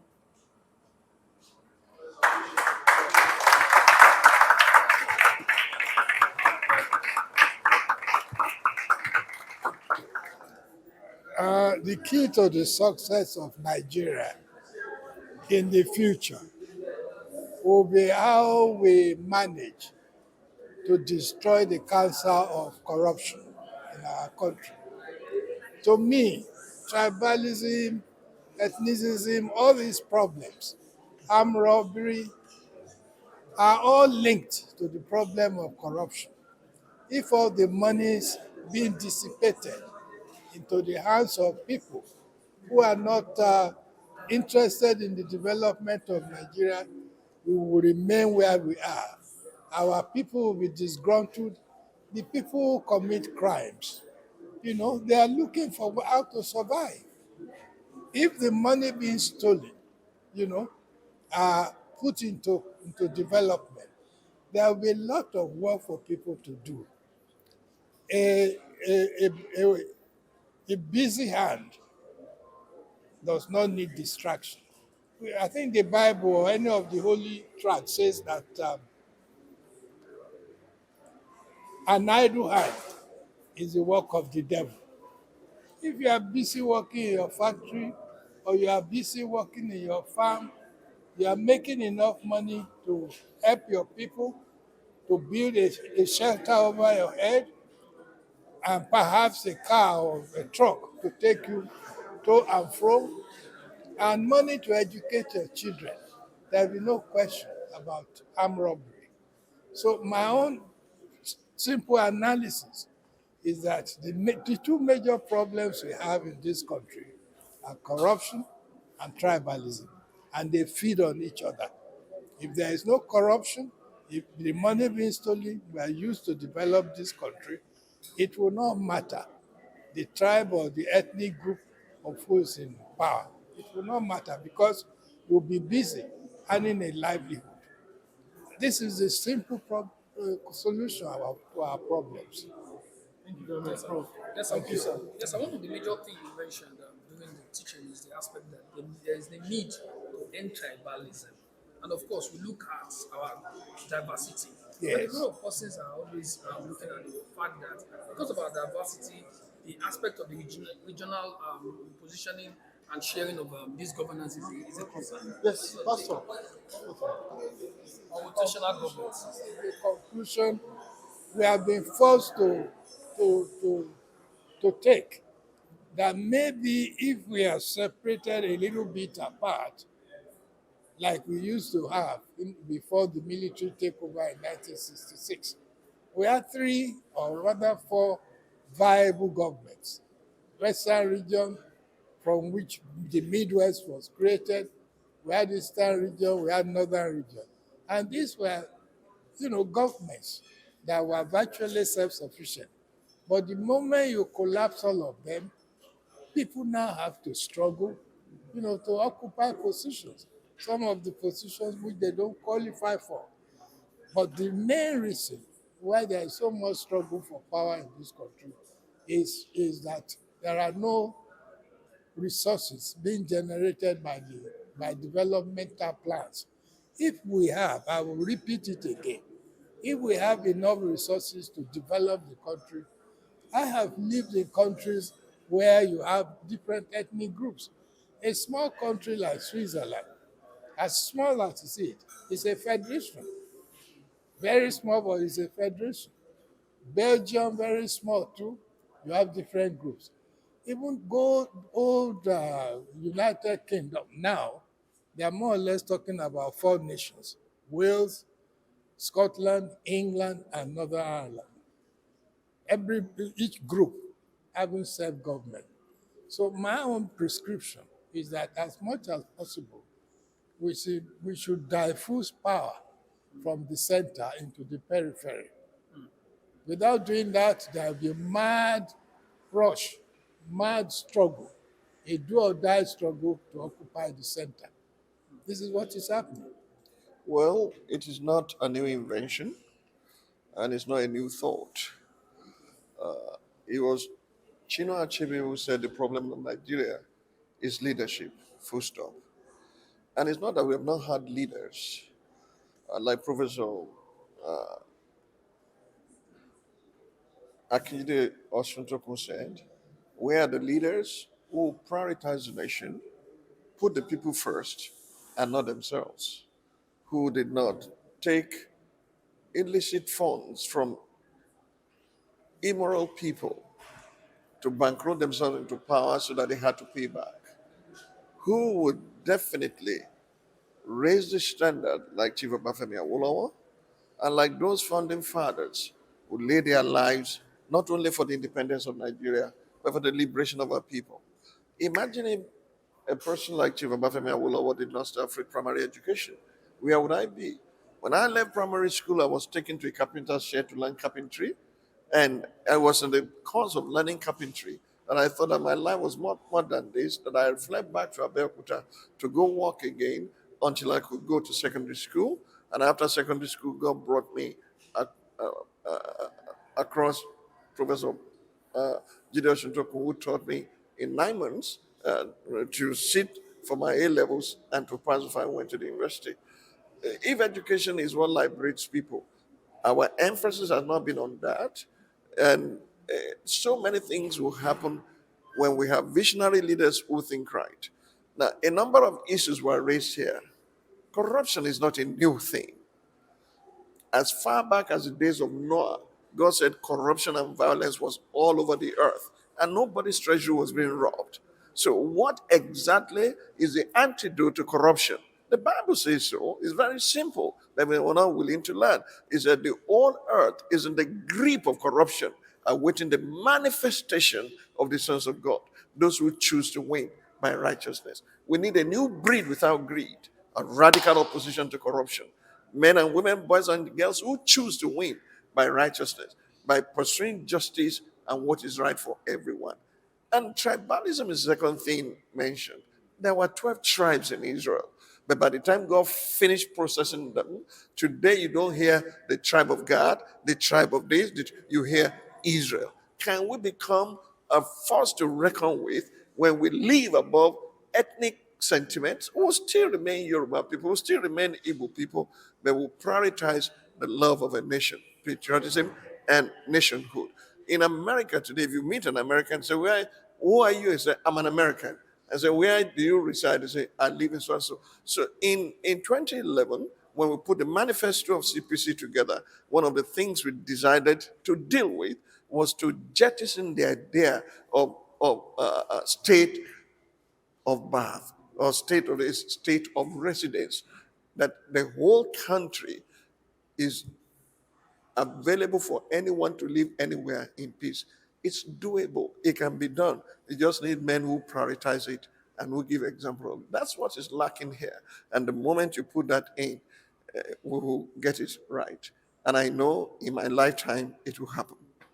You will not bring me in between two presidents to knock their heads. I won't do that. Buhari is not here to answer for himself, but his aides are lying. Now, I can't see Buhari being the person sponsoring Boko Haram because Boko Haram existed from the time of Obasanjo. Do you understand me? And it started when they killed their leader unjustly, illegally, and they took to streets. Now, who and who are behind the attack on Chipo girls? I mean, my sister Obiazekwezeli campaigned vigorously for Chibok girls, bring back a girl. I contributed, I supported them in all this. It's a shame on our collective that our young people in their school campuses were adopted. I know if any of those girls have been either the child of Jonathan or the child of Buhari will not be in this mess. The issue is we it doesn't matter if it happens to the poor, it doesn't matter if it happens to those who could not defend themselves, but we have forgotten that God of justice is in heaven watching, and everyone will reap the seed he had sown. Whoever made it happen, whoever caused it to happen, will also have the consequences upon himself. Now, I will say this and close. When Noah offered a sacrifice to God, God said it within himself, I will never again curse the ground for man's sake. For as long as man at the earth remains, seed, time, and harvest shall never cease. Just as day and night will not cease, winter and summer will not cease, cold and heat will not cease, what you sow, you reap. Now that shows you where is the curse that was placed on the ground. The Bible says in Zechariah chapter 5, That is now a floating curse, and will land in the house of the perjurer and in the house of thieves. So those who have been stealing public funds and those who have been using the name of God in vain, this curse will land on them in this lifetime before they born in hell. Have a wonderful day. Thank you very much, Pastor.